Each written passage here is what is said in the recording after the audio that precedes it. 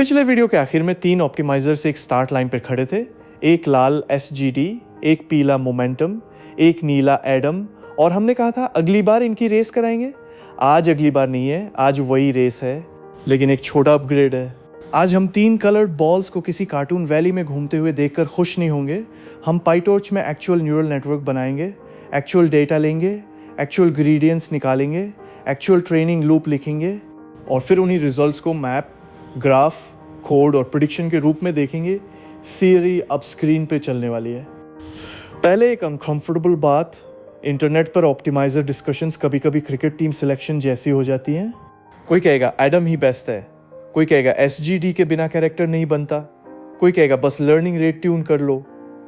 तीनों सेंटेंसेस में थोड़ा ट्रूथ हो सकता है और तीनों इनकम्प्लीट हैं। ऑप्टिमाइजर कोई पर्सनालिटी टेस्ट नहीं है, यह एल्गोरिदम है जो ग्रेडियंट्स देखकर पैरामीटर्स बदलता है। किस ऑप्टिमाइजर का बिहेवियर अच्छा लगेगा, ये data, model, loss surface, batch size, learning rate, regularization और ट्रेनिंग बजट पर डिपेंड कर सकता है। इसलिए आज हमारी भाषा थोड़ी डिसिप्लिन्ड होगी। हम नहीं बोलेंगे मोमेंटम हमेशा जीतता है, हम बोलेंगे इस एक्सपेरिमेंट में इन सेटिंग्स पर मोमेंटम टारगेट तक पहले पहुंचा। सुनने में कम ड्रामेटिक है, लेकिन ML में यही ऑनेस्ट वर्जन है। तो रेस के नियम पहले लॉक करते हैं। तीनों ऑप्टिमाइजर्स को सेम डेटा सेट मिलेगा, सेम न्यूरल नेटवर्क मिलेगा, सेम इनिशियल वेट्स मिलेंगे, सेम मिनी बैचेस उसी ऑर्डर में मिलेंगे, सेम नंबर ऑफ अपडेट्स मिलेंगे और हाइपर पैरामीटर्स भी किसी एक को जानबूझकर एम्बैरस करने के लिए नहीं चुनेंगे। क्योंकि अगर एडम को स्मूथ हाईवे दे दिया और SGD को टूटे हुए स्टेयर्स, फिर एंड में ट्रॉफी एडम को दे दी, तो वो बेंचमार्क नहीं हुआ, वो ऑफिस पॉलिटिक्स का GPU वर्जन हुआ। हमारा टास्क भी छोटा और साफ है। इनपुट X आएगा, मॉडल Y प्रिडिक्ट करेगा। डेटा के पीछे एक हिडन साइन लाइक पैटर्न है, मगर मॉडल को सीक्रेट आंसर नहीं दिया जाएगा, उसे सिर्फ नॉइजी एग्जांपल्स दिखेंगे। फिर लॉस बताएगा कि प्रिडिक्शन और आंसर में कितनी दूरी है। बैकप्रॉप बताएगा कि वेट्स को किस डायरेक्शन में बदलना यूजफुल है। ऑप्टिमाइजर उस सजेशन को एक्चुअल अपडेट में बदलेगा। यही साइकिल डीप लर्निंग की हार्टबीट है। प्रिडिक्ट, कंपेयर, डिफरेंशिएट, अपडेट, फिर दोबारा, एक बार और, फिर बहुत बार, और थोड़ी देर में यही हार्टबीट हमें इमेजेस तक ले जाएगी। लेकिन पहले 3 कंटेस्टेंट्स को फेयर चांस देते हैं। चलो पाईटॉर्च खोलते हैं। हमारा डेटा सेट डिलिबरेटली छोटा है। वजह ये नहीं कि रियल लाइफ में डेटा छोटा होता है, वजह यह है कि आज हम ऑप्टिमाइजेशन की मैकेनिक्स साफ देखना चाहते हैं। अगर पहले ही मिनट में लाखों इमेजेस और डिस्ट्रीब्यूटेड GPUs खोल दिए तो शायद पावरफुल लगेगा, लेकिन समझ कम आएगी। हम X वैल्यूज़ को -3 से +3 तक लेते हैं। हर X के लिए टारगेट रफली साइन ऑफ X है। फिर थोड़ी रैंडम नॉइज ऐड करते हैं। क्यों? क्योंकि क्लीन इक्वेशन टेक्स्ट बुक में मिलती है, मेजर डेटा में usually sensor noise, annotation noise, sampling noise या दुनिया की अपनी बदतमीजी मिलती है। अब मॉडल, एक इनपुट फीचर, 2 हिडन लेयर्स, हर हिडन लेयर में 16 न्यूरॉन्स और एक आउटपुट। ये कोई जाइंट मॉडल नहीं है, and that is the point. Small model में हम हर इंग्रेडिएंट देख सकते हैं। इनपुट अंदर गया, लीनियर लेयर ने वेटेड कॉम्बिनेशन बनाया, टेंज ने नॉन लीनियरिटी डाली, दूसरी लेयर ने रिप्रेजेंटेशन को थोड़ा रीशेप किया। आखिर में आउटपुट निकला, आवर प्रिडिक्शन Y हैट। पहली प्रिडिक्शन कर्व देखो, ये डेटा के पास भी नहीं है। घबराना नहीं, मॉडल ख़राब नहीं हुआ, मॉडल नया है। रैंडम इनिशियलाइजेशन का मतलब यही है कि ट्रेनिंग से पहले वेट्स को कोई यूजफुल पैटर्न नहीं पता। कभी इनिशियल कर्व थोड़ा ऊपर होगी, कभी नीचे, कभी ऑलमोस्ट फ्लैट। यह मॉडल की ओपिनियन नहीं, यह रैंडम नंबर्स का कॉन्फिडेंस है। अब जज आता है लॉस फंक्शन। रिग्रेशन के लिए हम मीन स्क्वेयर एरर यूज़ करेंगे। हर सैंपल पर actual Y minus predicted Y hat difference square करो, फिर एवरेज। स्क्वेयर करने से साइन गायब हो जाता है। नेगेटिव और पॉजिटिव एरर्स एक दूसरे को कैंसिल नहीं कर सकते और बड़े एरर्स का पेनल्टी बड़ी हो जाती है। इसको रिपोर्ट कार्ड की तरह सोच सकते हो। लॉस छोटा है तो प्रिडिक्शन जनरली डेटा के करीब है, लॉस बड़ा है तो मॉडल अभी बहुत कुछ गलत समझ रहा है। लेकिन रिपोर्ट कार्ड देखकर स्टूडेंट को ये नहीं पता चलता कि आंसर शीट पर किस लाइन को ठीक करे। उसी तरह लॉस अकेला वेट्स को अपडेट नहीं कर सकता, हमें ग्रेडियंट चाहिए। डे 6 का कनेक्शन यहाँ बिल्कुल डायरेक्ट है। लॉस बैकवर्ड चेन रूल से हर ट्रेनेबल पैरामीटर के लिए डेरिवेटिव निकालता है। हर वेट के साथ एक नंबर आता है। अगर इस वेट को टाइनी अमाउंट बढ़ाएं तो लॉस रफली किस डायरेक्शन में बदलेगा। सारे पैरामीटर्स के ग्रेडियंट्स मिलकर लैंडस्केप पर अपहिल एरो देते हैं। ऑप्टिमाइजर ऑपोजिट डायरेक्शन में स्टेप लेता है। और ये पूरा लूप 5 लाइंस में आता है। पहले मॉडल प्रिडिक्शन बनाता है, फिर लॉस कैलकुलेट होता है, फिर पुराने ग्रेडियंट्स साफ होते हैं, फिर बैकवर्ड ग्रेडियंट्स कैलकुलेट करता है, फिर ऑप्टिमाइजर स्टेप वेट्स बदलता है, prediction, loss, zero grad, backward, step. इन लाइंस को मंत्र की तरह मत याद करना, कहानी की तरह देखो। मॉडल गेस करता है, टीचर मिस्टेक बताता है, बैक प्रॉप बताता है कि किस नॉब को किस तरफ घुमाना है, ऑप्टिमाइजर नॉब्स घुमाता है, फिर मॉडल नया गेस करता है। एक लाइन पर थोड़ी extra attention, optimizer zero grad PyTorch gradients को बाय डिफॉल्ट अक्यूमुलेट करता है, यानी पिछली बैकवर्ड पास के ग्रेडियंट्स मेमोरी में रह सकते हैं और नए ग्रेडियंट्स उनसे ऐड हो सकते हैं। कुछ एडवांस केसेस में यही फीचर चाहिए होता है, लेकिन नॉर्मल ट्रेनिंग लूप में हर बैच फ्रेश सिग्नल है, इसलिए बैकवर्ड से पहले ग्रेडियंट्स जीरो करते हैं, नहीं तो मॉडल कल की होमवर्क शीट भी आज के आंसर में जोड़ देगा। अब सेटअप रेडी है, 1 data set, 1 model architecture, 1 loss function, 3 optimizers. Race शुरू करते हैं सबसे बेसिक कंटेस्टेंट से, SGD। अब इसे सिर्फ बातों में नहीं, कोड में बनाते हैं, एक ब्लैंक फाइल, और हम लाइन बाय लाइन इसे जीवित करेंगे। पहले data x equal torch linspace 364, यानी -3 से +3 तक 64 पॉइंट्स इक्वली स्पेस्ड। फिर target y equal torch sine x plus 0.1 फ्रो torch rand like x। Sine curve, ऊपर से थोड़ी रैंडम नॉइज। ध्यान दो, रैंडम लाइक वही शेप का नॉइज बनाता है जो x का है। शेप्स को गेस मत करो, उन्हें मैच कराओ। एक छोटा बट इंपॉर्टेंट डिटेल, मॉडल एक फीचर एक्सपेक्ट करता है पर सैंपल, इसलिए x को कॉलम बनाना पड़ता है x ओमन, ताकि शेप 64/1 हो जाए, न कि सिर्फ 64। यह वह जगह है जहां आधे बिगिनर्स का पहला घंटा जाता है। अब मॉडल NA सिशियल लेयर्स की एक सीधी क्यू, NA लीनर 16, फिर NA थाइन, फिर NA लीनर 16, फिर NA थाइन, और आखिर में NA लीनर 16। एक input, 2 hidden layers of 16, her hidden के बाद टर्न ऑन लिनियरिटी, और एक आउटपुट। यही वह छोटा मॉडल है जिसकी पहली प्रेडिक्शन रैंडम थी। जज, criterion equal NM miss loss, mean squared error, वही report card. Engine, optimizer call torch optim SGD model parameters LRL 0.03। ध्यान दो, ऑप्टिमाइजर को मॉडल पैरामीटर्स देते हैं ताकि उसे पता हो किन टेंसर्स को अपडेट करना है, और ये लाइन लूप के बाहर है एक ही बार। अब असली loop, for step in range, अंदर 5 lines, pred equal model x, loss equal criterion, optimizer zero grad, loss backward, optimizer step, prediction, loss zero grad, backward step. बस ये पूरा ट्रेनिंग प्रोग्राम है, कोई हिडन 1000 लाइन फ्रेमवर्क नहीं। Model guess करता है, loss गलती नापता है, जीरो ग्रेड पुरानी यादें मिटाता है, बैकवर्ड हर वेट का ग्रेडियंट बढ़ता है, स्टेप वेट्स को थोड़ा सुधारता है 400 बार। अगर आप हर स्टेप पे लॉस सतिम प्रिंट करो तो एक नंबर स्ट्रीम दिखेगी जो जनरली नीचे जाती है, पर हर सिंगल स्टेप पर नहीं, बीच बीच में थोड़ा ऊपर, क्योंकि ये छोटा डेटा भी मिनी बैच की तरह विगल दिखा सकता है। हमें एक एक नंबर नहीं, ट्रेंड देखना है। और ये सुंदर बात है, इसी छोटे स्केलेटन को स्केल करके लोग लैंग्वेज मॉडल्स और विजन सिस्टम्स ट्रेन करते हैं। लेयर्स बड़ी होती हैं, डेटा ह्यूज होता है, ऑप्टिमाइजर बदलता है, लेकिन कहानी यही रहती है, guess, loss, zero grad, backward, step. आज हम इसी स्केलेटन पर 3 अलग इंजन्स लगाकर देखेंगे कौन कैसे चलता है। पहला ऑप्टिमाइजर है SGD, स्टोकास्टिक ग्रेडियंट डिसेंट। नाम ऐसा है जैसे किसी सरकारी फॉर्म में 3 एक्स्ट्रा पेजेस लगेंगे, लेकिन आइडिया सिंपल है, करंट वेट्स पे ग्रेडियंट निकालो। ग्रेडियंट बताता है लॉस सबसे तेज़ी से किस डायरेक्शन में बढ़ता है, इसलिए लॉस कम करना हो तो ऑपोजिट डायरेक्शन में चलो। फॉर्मूला याद है, theta next equals theta now minus eta times gradient of L। यहाँ थीटा सारे वेट्स और बायसेस हैं, ग्रेडियंट डे 6 की बैकड्रॉप से आया, ईटा लर्निंग रेट है, और माइनस साइन वह छोटा कैरेक्टर है जिसके बिना यह पूरा एपिसोड मोटिवेशनल स्पीच बन जाता। पाइटॉर्च का टॉर्च ऑप्टिम SGD इसी इक्वेशन का प्रैक्टिकल वर्जन है, लेकिन पहले इसे हाथ से लिखते हैं। हर पैरामीटर P के पास उसका ग्रेडियंट P ग्रीडी, ऑटोग्रेड ने उसे बैकवर्ड के दौरान फिल किया। फिर टच डाउन ऑटोग्रेड के अंदर हम बोल सकते हैं P minus equals learning rate times P dot grade. बस यही मैनुअल अपडेट है, कोई इनविजिबल डीटी नहीं बैठी, टेंसर वैल्यूज बदल रही है। लेकिन एक इंटरेस्टिंग क्वेश्चन आता है, ग्रेडियंट लोकल इन्फॉर्मेशन है, ये यहाँ का डाउनहिल डायरेक्शन बताता है, पूरी दुनिया का मैप नहीं देता। अगर सरफेस नाइसली कॉन्वेक्स बोल हो तो ग्रेड हर सेंसिबल स्टेप बॉटम की तरफ जाता है। Neural network loss surface usually इतनी कोऑपरेटिव नहीं होती। कहीं नैरो वैली है, कहीं फ्लैट प्लेटो, कहीं नॉइजी मिनी बैच ग्रेडियंट है, इसलिए सेम फॉर्मूला अलग कंडीशंस में अलग बिहेवियर दिखाता है।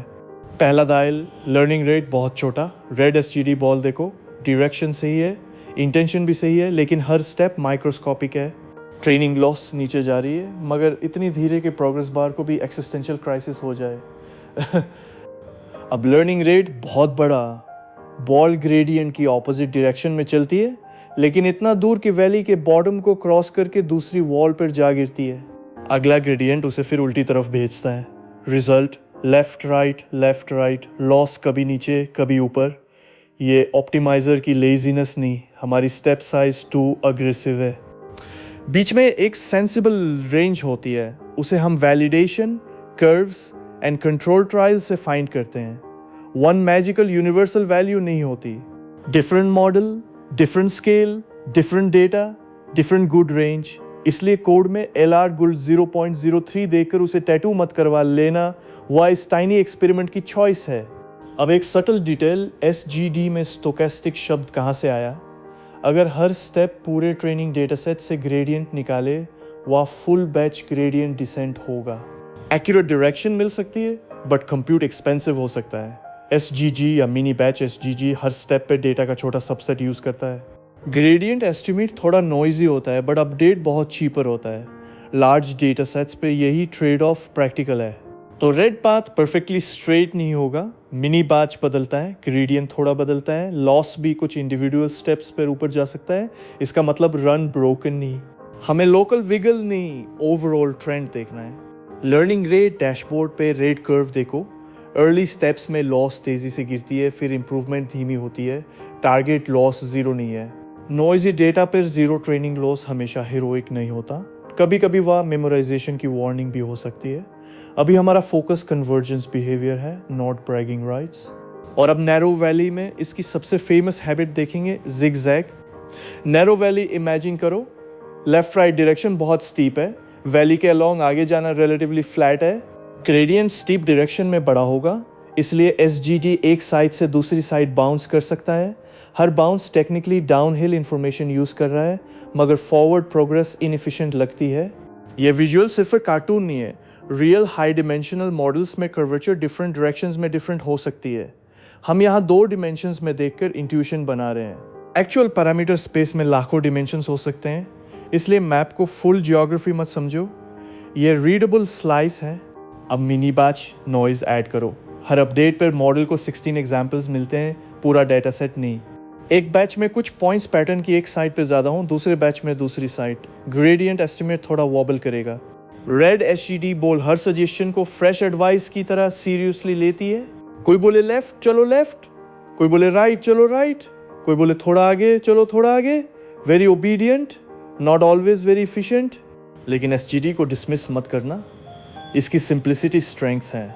Proper schedules, momentum variance, weight decay and data scale tuning के साथ SGD बहुत स्ट्रॉन्ग प्रैक्टिकल ऑप्टिमाइजर हो सकता है, स्पेशली विजन ट्रेनिंग में। हम इसे ओल्ड अंकल की तरह ट्रीट नहीं करेंगे जो व्हाट्सएप पे सिर्फ गुड मॉर्निंग भेजता है।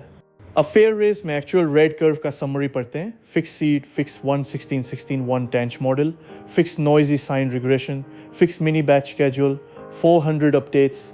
इस सेटअप में SGD फाइनल ट्रेनिंग लॉस लगभग 0.030 तक पहुंचा और वैलिडेशन लॉस लगभग 0.041 तक। हमने विजुअल माइलस्टोन 0.02 रखा था। SGD ने 400 अपडेट्स में उसे रीच नहीं किया। ये सेंटेंस ध्यान से सुनो, इसका मतलब नहीं कि SGD खराब ऑप्टिमाइजर है।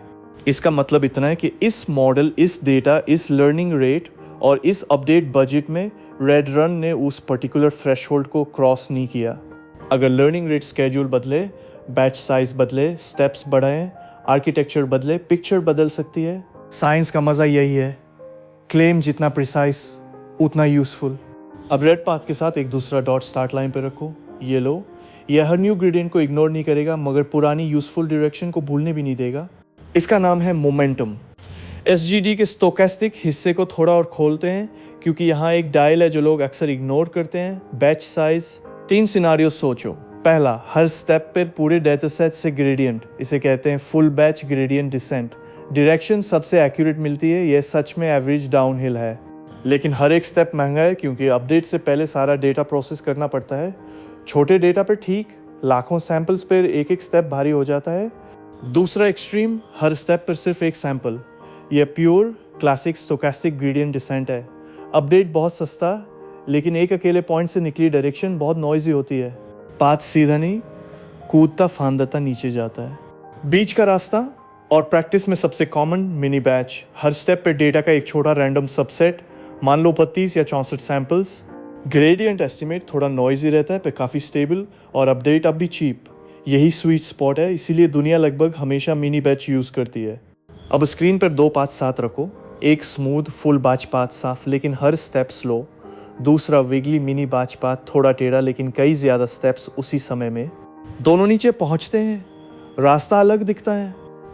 और एक काउंटर इंट्यूटिव बात, ये नॉइज़ हमेशा दुश्मन नहीं है। कभी कभी वही रैंडम विगल मॉडल को एक शैलो बैड वैली से बाहर धकेल देता है, जहां फुल बैच की परफेक्टली स्मूथ डायरेक्शन शायद फंसी रह जाती। थोड़ी सी बदतमीजी कभी कभी एस्केप रूट बन जाती है। तो बैच साइज 3 चीज़ों का ट्रेड ऑफ है। ग्रेडियंट कितना एक्यूरेट, हर स्टेप कितना सस्ता, और हार्डवेयर में कितना एक साथ फिट होता है। बड़े बैचेस जीपीयू को अच्छे लगते हैं क्योंकि पैरेलल काम बढ़ता है, पर बहुत बड़े बैचेस कभी कभी जनरलाइजेशन थोड़ा कमज़ोर कर सकते हैं। इसका पूरा हिसाब अपने आप में एक रिसर्च टॉपिक है। हमारे टाइनी एक्सपेरिमेंट में डेटा इतना छोटा है कि हम इसे लगभग फुल बैच की तरह चला रहे हैं ताकि ऑप्टिमाइज़र का बिहेवियर साफ दिखे, बैच नॉइज़ उसे धुंधला न करे। पर याद रखो, रियल प्रोजेक्ट्स में बैच साइज़ एक असली नॉब है जिसे डेटा, मॉडल और हार्डवेयर के हिसाब से चुना जाता है। यहाँ भी कोई एक मैजिकल यूनिवर्सल नंबर नहीं। अब वापस अपने 3 कंटेस्टेंट्स की तरफ। मोमेंटम को समझने के लिए पहले एसजीडी की पर्सनालिटी याद करो। एसजीडी हर न्यू ग्रेडियंट को करंट ट्रूथ मानता है, यह सेंसिबल है। न्यू डेटा आया, न्यू स्लोप मिली, अपडेट ले लिया। लेकिन अगर पिछले 10 gradients broadly same downhill direction में थे, तो शायद उन 10 सिग्नल्स में कुछ इन्फॉर्मेशन थी जिसे हमें रिटेन करना चाहिए। मोमेंटम यही करता है, ये एक एक्स्ट्रा स्टेट रखता है, वेलोसिटी। न्यू वेलोसिटी, पुरानी वेलोसिटी का बीटा फ्रैक्शन प्लस नया ग्रेडियंट सिग्नल। फिर पैरामीटर अपडेट वेलोसिटी यूज़ करके होता है। फॉर्मूला देखकर डरना नहीं, फिजिक्स एनालॉजी लो। एक बॉल ढलान पे चल रही है, हर स्मॉल पुश उसकी स्पीड में ऐड हो सकता है। अगर tiny bumps left right push देते हैं, वे मोस्टली कैंसिल हो सकते हैं, मगर डाउनहिल की कंसिस्टेंट पुल अक्यूमुलेट होती रहती है। इसलिए येलो ऑप्टिमाइजर का पाथ नैरो वैली में रेड एसजीडी से स्मूदर दिख सकता है। रेड बॉल हर साइड टू साइड ग्रेडियंट को पूरी सीरियसनेस से फॉलो करती है। येलो बॉल के पीछे वेलोसिटी एरो है। यह एरो हर स्टेप पर थोड़ा अपडेट होता है, मगर पिछले डायरेक्शन का मेमोरी भी रखता है। Memory, not stubbornness. बेटा इस मेमोरी की स्ट्रेंथ कंट्रोल करता है। बेटा 0 हो तो ओल्ड वेलोसिटी बचती ही नहीं, बिहेवियर एसजीडी जैसा। बीटा 0.9 हो तो रफली 90% old direction retain, 10% new gradient influence. ये एग्जैक्ट ह्यूमन मेमोरी नहीं है, फॉर्मूला की वेटेड एवरेज है। लेकिन इंट्यूशन काम करती है। हाई बीटा मीन्स स्मूदर, मोर परसिस्टेंट मूवमेंट। अब बीटा को 2 हाई कर दो, येलो बॉल बॉटम की तरफ स्पीड बिल्ड करती है, बॉटम क्रॉस करती है और आगे निकल जाती है। फिर करेक्शन आता है, कभी कंट्रोल्ड ऑसिलेशन, कभी इंस्टेबिलिटी। इसलिए मोमेंटम एक्सेलरेटर भी है और स्टीयरिंग रिस्पॉन्सिबिलिटी भी। पाई टॉर्च कोड में डिफरेंस छोटा है, वही टॉर्च ऑप्टिम एसजीडी, बस मोमेंटम इक्वल 0.9 ऐड। यही यूजफुल लेसन है। फ्रेमवर्क एपीआई में 1 आर्ग्यूमेंट बदलता है, लेकिन behind the scenes training dynamics change हो सकती हैं, इसलिए आर्ग्यूमेंट्स को डेकोरेशन मत समझो। फिर एक्सपेरिमेंट में हमने सेम लर्निंग रेट स्केल और सेम 400 अपडेट्स रखे। येलो रन का मेजर्ड फाइनल ट्रेनिंग लॉस करीब 0.00910 और वैलिडेशन लॉस करीब 0.01287 आया। हमारी chosen milestone training loss 0.020। Yellow run ने स्टेप 44 पर क्रॉस किया। ये नंबर्स डैशबोर्ड पे दिखेंगे, लेकिन उनको ट्रॉफी स्पीच मत बनाना। मोमेंटम ने इस टॉय रिग्रेशन में गिवन बजट पर अच्छी स्पीड दिखाई, बस इतना। अब देखना है ब्लू ऑप्टिमाइजर एडम इस लैंडस्केप को कैसे पढ़ता है। अब ब्लू ऑप्टिमाइजर एडम नाम थोड़ा ऐसा है जैसे उसने खुद ही अपना लिंक्डइन हेडलाइन लिख लिया हो, लेकिन अंडरलाइंग आइडिया जेन्युइनली यूजफुल है। लॉस लैंडस्केप में हर डायरेक्शन का स्केल सेम नहीं होता। इमेजिन करो एक डायरेक्शन में ग्राउंड बहुत स्टीप है, वहाँ लार्ज स्टेप लिया तो वॉल क्रॉस करके ओवरशूट हो सकते हो। दूसरी डायरेक्शन ऑलमोस्ट फ्लैट है, वहाँ वही स्टेप साइज यूज़ किया तो प्रोग्रेस माइक्रोस्कोपिक हो सकती है। एक ग्लोबल लर्निंग रेट दोनों प्रॉब्लम्स को सिमल्टेनियस सॉल्व नहीं कर सकती। एडम पर पैरामीटर एडाप्टेशन लाता है, ये ग्रेडियंट्स की रनिंग एवरेज रखता है m। इससे रीसेंट कंसिस्टेंट डायरेक्शन कैप्चर होती है मोमेंटम की तरह। फिर स्क्वेयर्ड ग्रेडियंट्स की रनिंग एवरेज रखता है v। इससे पता चलता है कि किसी डायरेक्शन में ग्रेडियंट स्केल कितनी बड़ी या वॉलेटाइल रही है। अपडेट में m को रूट v से डिवाइड किया जाता है। इंट्यूशन, जहाँ ग्रेडियंट कंसिस्टेंटली ह्यूज है, डिनोमिनेटर भी बड़ा, इफेक्टिव स्टेप केयरफुल। जहाँ ग्रेडियंट स्केल छोटी है, डिनोमिनेटर कंपैरेटिवली छोटा, स्टेप रिलेटिवली बड़ा हो सकता है। ये फैंसी वे है कहने का, different roads, different step sizes. Blue ball को इलोंगेटेड कॉन्टूर फील्ड पे देखो, red equal size steps steep direction में बाउंस करती हैं, ब्लू स्टेप्स साइडवेज कंप्रेस्ड हैं, फॉरवर्ड डायरेक्शन में एफिशिएंट मूवमेंट दिखा सकती है। ये एनिमेशन फार्मूला का सब्स्टिट्यूट नहीं है, फार्मूला की ज्योमेट्री है। रियल एडम में बायस करेक्शन भी होती है, स्पेशली स्टार्टिंग स्टेप्स में, क्योंकि m और v इनिशियली 0 होते हैं। हम इक्वेशन स्क्रीन पर शो करेंगे, बट नरेशन का मेन पॉइंट यह है, एडम ग्रेडियंट हिस्ट्री की डायरेक्शन और स्केल दोनों यूज़ करता है। अब the caveat, Adam often gives very convenient early training behaviour, इसलिए डिफ़ॉल्ट्स में बहुत पॉपुलर है। लेकिन popular means useful starting point, it does not mean final answer. Vision task में well tuned SGD with momentum sometimes excellent generalisation दे सकता है। Large language models में एडम फैमिली वेरिएंट्स कॉमन है। Some setups need weight decay, schedules, clipping, warm up. Optimizer अकेला hero नहीं है। अगर मॉडल सीख नहीं रहा, पहले data, target loss, shapes, learning rate and gradients check करो। हर बग के ऊपर एडम स्प्रिंकल करके उसे आर्किटेक्चर मत समझ लेना। हमारे टाइनी रिग्रेशन एक्सपेरिमेंट में एडम का लर्निंग रेट 0.008 है, जबकि एसजीडी और मोमेंटम 0.03 यूज़ कर रहे हैं। Same numerical learning rate equal fairness नहीं होता। ऑप्टिमाइजर फॉर्मूलास अलग स्केल पर काम करते हैं। फेयरनेस का मीनिंग है reasonable tuning budget and transparent settings, not identical digits for unrelated algorithms. अब ब्लू रन को एक्चुअल डैशबोर्ड पर देखते हैं। रेस शुरू करने से पहले तीनों कंटेस्टेंट्स को एक ही स्क्रीन पर रखते हैं, एक चीट शीट, ताकि आगे की रेस में कंफ्यूजन हो। 3 अपडेट रूल्स, एक फ्रेम। सबसे ऊपर एसजीडी, सीता सीता मिनस ईता जी। यहाँ जी करंट ग्रेडियंट है, कोई मेमोरी नहीं, कोई एडेप्टेशन नहीं। हर स्टेप सिर्फ अभी के डाउनहिल को फॉलो करता है। ये सबसे ऑनेस्ट, सबसे बोला कंटेस्टेंट है। बीच में मोमेंटम, 2 लाइंस, पहले v लेना बीटा v प्लस जी, फिर थीटा लेना थीटा माइनस ईटा v। यहाँ v वेलोसिटी है, पुरानी डायरेक्शंस का वेटेड एको। बेटा यूजुअली 0.9 यानी 90% पुरानी स्पीड, 10% नया ग्रेडियंट। नैरो वैली में जहाँ एसजीडी बाएं दाएं जिगजैग करता है, वहाँ ऑपोजिट विगल्स एक दूसरे को कैंसिल कर देते हैं और वैली के लॉन्ग की कंसिस्टेंट डायरेक्शन जमा होती जाती है। मोमेंटम को दिशा याद रहती है। सबसे नीचे एडम ये 2 चीज़ें रखता है, ग्रेडियंट्स का रनिंग एवरेज मोमेंटम जैसा, और v स्क्वेयर्ड ग्रेडियंट्स का रनिंग एवरेज, यानी हर डायरेक्शन की स्केल का हिसाब। Update theta, theta minus eta m hat slash epsilon सिर्फ डिवाइड बाई 0 से बचाने वाला टाइनी नंबर है। इंट्यूशन, जहाँ ग्रेडियंट लगातार बढ़ा, डिनोमिनेटर बढ़ा, स्टेप केयरफुल, जहाँ छोटा स्टेप अपेक्षाकृत बढ़ा। एडम को हर डायरेक्शन की अलग स्केल याद रहती है। तो एक लाइन में तीनों का फ़र्क, एसजीडी कुछ याद नहीं रखता, मोमेंटम वेलोसिटी याद रखता है, एडम डायरेक्शन और स्केल दोनों याद रखता है। देखो कैसे हर अगला कंटेस्टेंट पिछले को इरेज नहीं करता, उसके ऊपर एक आइडिया जोड़ता है। ये डिज़ाइन का एक सुंदर पैटर्न है। न्यू ट्रिक पुराने को रिप्लेस नहीं, एक्सटेंड करता है। इसीलिए इनमें से किसी एक को हमेशा के लिए बेस्ट कहना गलत है। हर एक पर्टिकुलर प्रॉब्लम का जवाब है। और एक वार्निंग जो रेस में काम आएगी, same numerical learning rate in तीनों के लिए फेयर नहीं है। हमारे एक्सपेरिमेंट में एसजीडी और मोमेंटम एलआर 0.03 पर हैं, एडम 0.008 पर, क्योंकि एडम के इंटरनल स्केलिंग के बाद वही डिजिट अलग असर करता है। फेयरनेस का मतलब आइडेंटिकल नंबर्स नहीं, रीजनेबल ट्यूनिंग और ट्रांसपेरेंट सेटिंग्स है। चीट शीट स्क्रीन पर छोड़ दो। अब असली मज़ा तीनों को एक साथ एक ही देता, एक ही मॉडल, एक ही स्टार्टिंग पॉइंट से छोड़ते हैं, रेस देखते हैं। अब थोड़ी देर के लिए ओपिनियंस बंद, एक्सपेरिमेंट देखो। स्क्रीन पर 4 पैनल्स हैं। ऊपर लेफ्ट मॉडल की प्रेडिक्शन कर्व और ट्रेनिंग पॉइंट्स, ऊपर राइट लॉग स्केल पर ट्रेनिंग लॉस, नीचे लेफ्ट 2 पैरामीटर प्रोजेक्शन पर पास, नीचे राइट मेजर टेबल। स्टेप 0 पर तीनों मॉडल्स आइडेंटिकल हैं। क्यों? क्योंकि same initial state dictionary clone हुआ था। अगर स्टार्ट कर्व्स अलग होती, हमारी रेस शुरू होने से पहले ही अनफेयर हो जाती। स्टेप 25 पर फर्स्ट साइंस दिखते हैं। कर्व्स डेटा की रफ शेप पकड़ने लगती हैं। रेड एसजीडी स्टेडली मूव कर रहा है। येलो मोमेंटम वैली के अलॉन्ग स्पीड कैरी कर रहा है।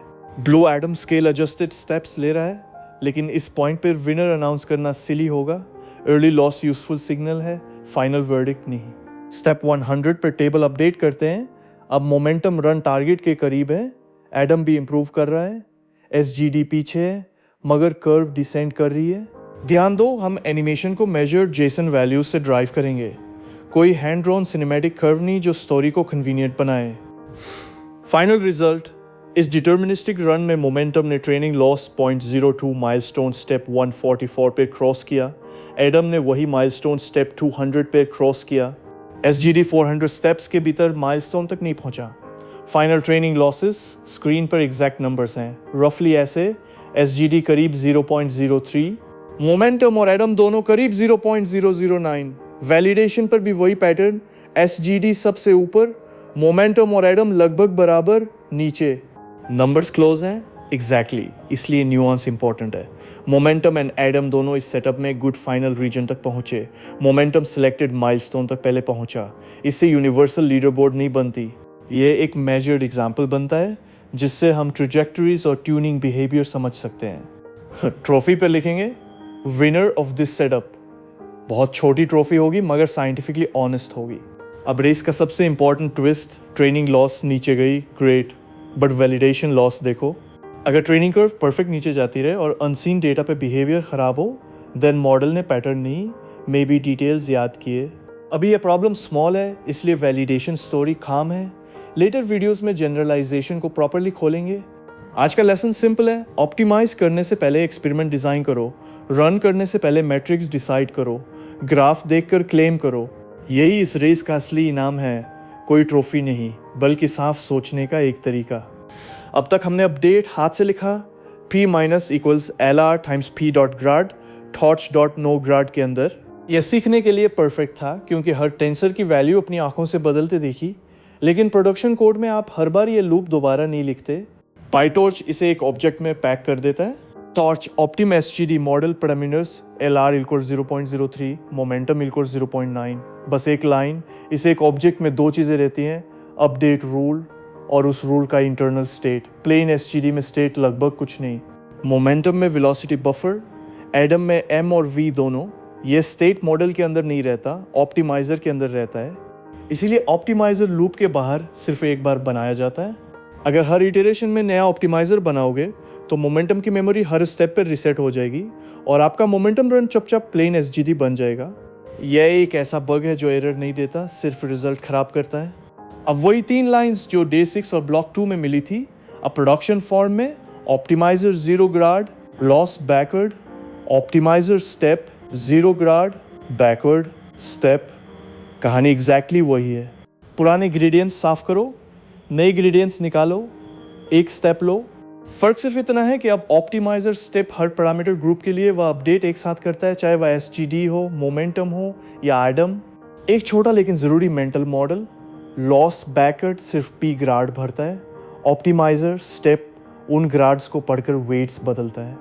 दोनों अलग काम है, इसीलिए दोनों को अलग कॉल करना पड़ता है। बैकवर्ड बिना स्टेप किए ग्रेडियंट्स तो बनेंगे पर वेट नहीं बदलेगा। स्टेप बिना फ्रेश बैकवर्ड किए पुराने या स्टेल ग्रेडियंट पर चलेगा। अब ऑप्टिमाइज़र के ऊपर बैठे कुछ नॉब्स जिन्हें अक्सर बिगिनर्स इंजन समझ लेते हैं। पहला, वेट डिके, ये हर स्टेप पर वेट्स को थोड़ा श्रिंक करता है। टेक्निकली ये रेगुलराइजेशन है, प्योर ऑप्टिमाइजेशन नहीं। ओवरफिटिंग रोकने में मदद करता है। हम इसे जनरलाइजेशन वाली वीडियो में ठीक से खोलेंगे। दूसरा, लर्निंग रेट स्केड्यूल। आइडिया ये है कि LR को फिक्स रखने के बजाय ट्रेनिंग के दौरान बदला जाए। शुरुआत में थोड़ा बड़ा ताकि तेज़ प्रोग्रेस हो, अंत में छोड़ा ताकि मिनिमम के पास सेटल कर सके। स्टेप डिके, कोसाइन स्केड्यूल, ये सब उसी एक LR को समय के साथ मॉड्यूलेट करने के तरीके हैं। तीसरा, वार्म अप। बहुत बड़े मॉडल्स में पहले कुछ स्टेप्स में LR को 0 से धीरे धीरे बढ़ाया जाता है ताकि शुरुआती अनस्टेबल ग्रेडियंट्स मॉडल को उड़ान दें। नए मॉडल को सीधे हाईवे पर मत डालो, पहले पार्किंग लॉट में थोड़ा चलने दो। लेकिन यहाँ एक ऑनेस्ट चेतावनी, ये नॉब सीजनिंग है, इंजन नहीं। अगर बेसिक चीज़ें data, target, loss, shapes, learning rate गलत हैं तो कोसाइन स्केड्यूल और वार्म अप उन्हें ठीक नहीं करेंगे, सिर्फ आपके बग को फैंसी बना देंगे। पहले प्लेन LR सही करो, जब वह काम कर जाए तब स्केड्यूल से आखिरी कुछ % निकालो। हमारे टाइनी एक्सपेरिमेंट में हम डिलिबरेटली स्केड्यूल्स और वेट डिके ऑफ रखते हैं। क्यों? क्योंकि आज का सवाल प्योर ऑप्टिमाइज़र बिहेवियर है। जितने नॉब्स घुमाएंगे उतना मुश्किल होगा ये कहना कि इम्प्रूवमेंट किस चीज़ से आया। गुड एक्सपेरिमेंट एक समय पर एक चीज़ बदलता है। तो इस GG, momentum, Adam, schedules, warm up, ये सब एक ही इंजन पर बैठे हैं। वह ग्रेडियंट जो लॉस बैकवर्ड बनाता है, हर ऑप्टिमाइज़र ने मांगा सिर्फ एक चीज़, P ग्रेड। अगला सवाल नेचुरल है, वह P ग्रेड आता कहाँ से है, बैकवर्ड पास उसे कैलकुलेट कैसे करता है। बस यही चैप्टर 2 का दरवाज़ा है। चैप्टर 1 बंद करने से पहले एक ऐसी चीज़ जो आपको हर प्रोजेक्ट में बचाएगी। जब मॉडल सीख ही नहीं रहा तो घबरा कर रैंडम ऑप्टिमाइजर्स बदलने के बजाय एक ऑर्डर में चेक करो। पहला, डेटा और शेप्स। एक बैच प्रिंट करो, इनपुट की शेप, टारगेट की शेप देखो। आधे मॉडल नॉट लर्निंग बग्स असल में शेप मिसमैच या गलत डेटा लोडिंग होते हैं, ऑप्टिमाइज़र की गलती नहीं। दूसरा, टारगेट और लॉस एक दूसरे से मैच करते हैं। रिग्रेशन है तो मीन स्क्वेयर्ड एरर, क्लासिफिकेशन है तो क्रॉस एंट्रोपी। गलत लॉस पर सही ग्रेडियंट भी गलत जगह ले जाएगा। तीसरा, लर्निंग रेट। एक स्वीप करो, करंट वैल्यू से 10 गुना ऊपर 10 गुना नीचे। अगर लॉस फटकर इन्फिनिटी या NN हो रही है, LR बहुत बड़ा है। अगर लॉस पत्थर की तरह जमी है, शायद बहुत छोटा। चौथा, और ये क्लासिक है, ऑप्टिमाइजर जीरो ग्रेड कॉल किया, यानी याद है पाईटॉर्च ग्रेडियंट्स अक्यूमुलेट करता है। भूल गए तो हर स्टेप पर पुराने और नए ग्रेडियंट्स जुड़ते रहेंगे और ट्रेनिंग अजीब तरह से टूटेगी। ये वही काल की होमवर्क वाला बग है।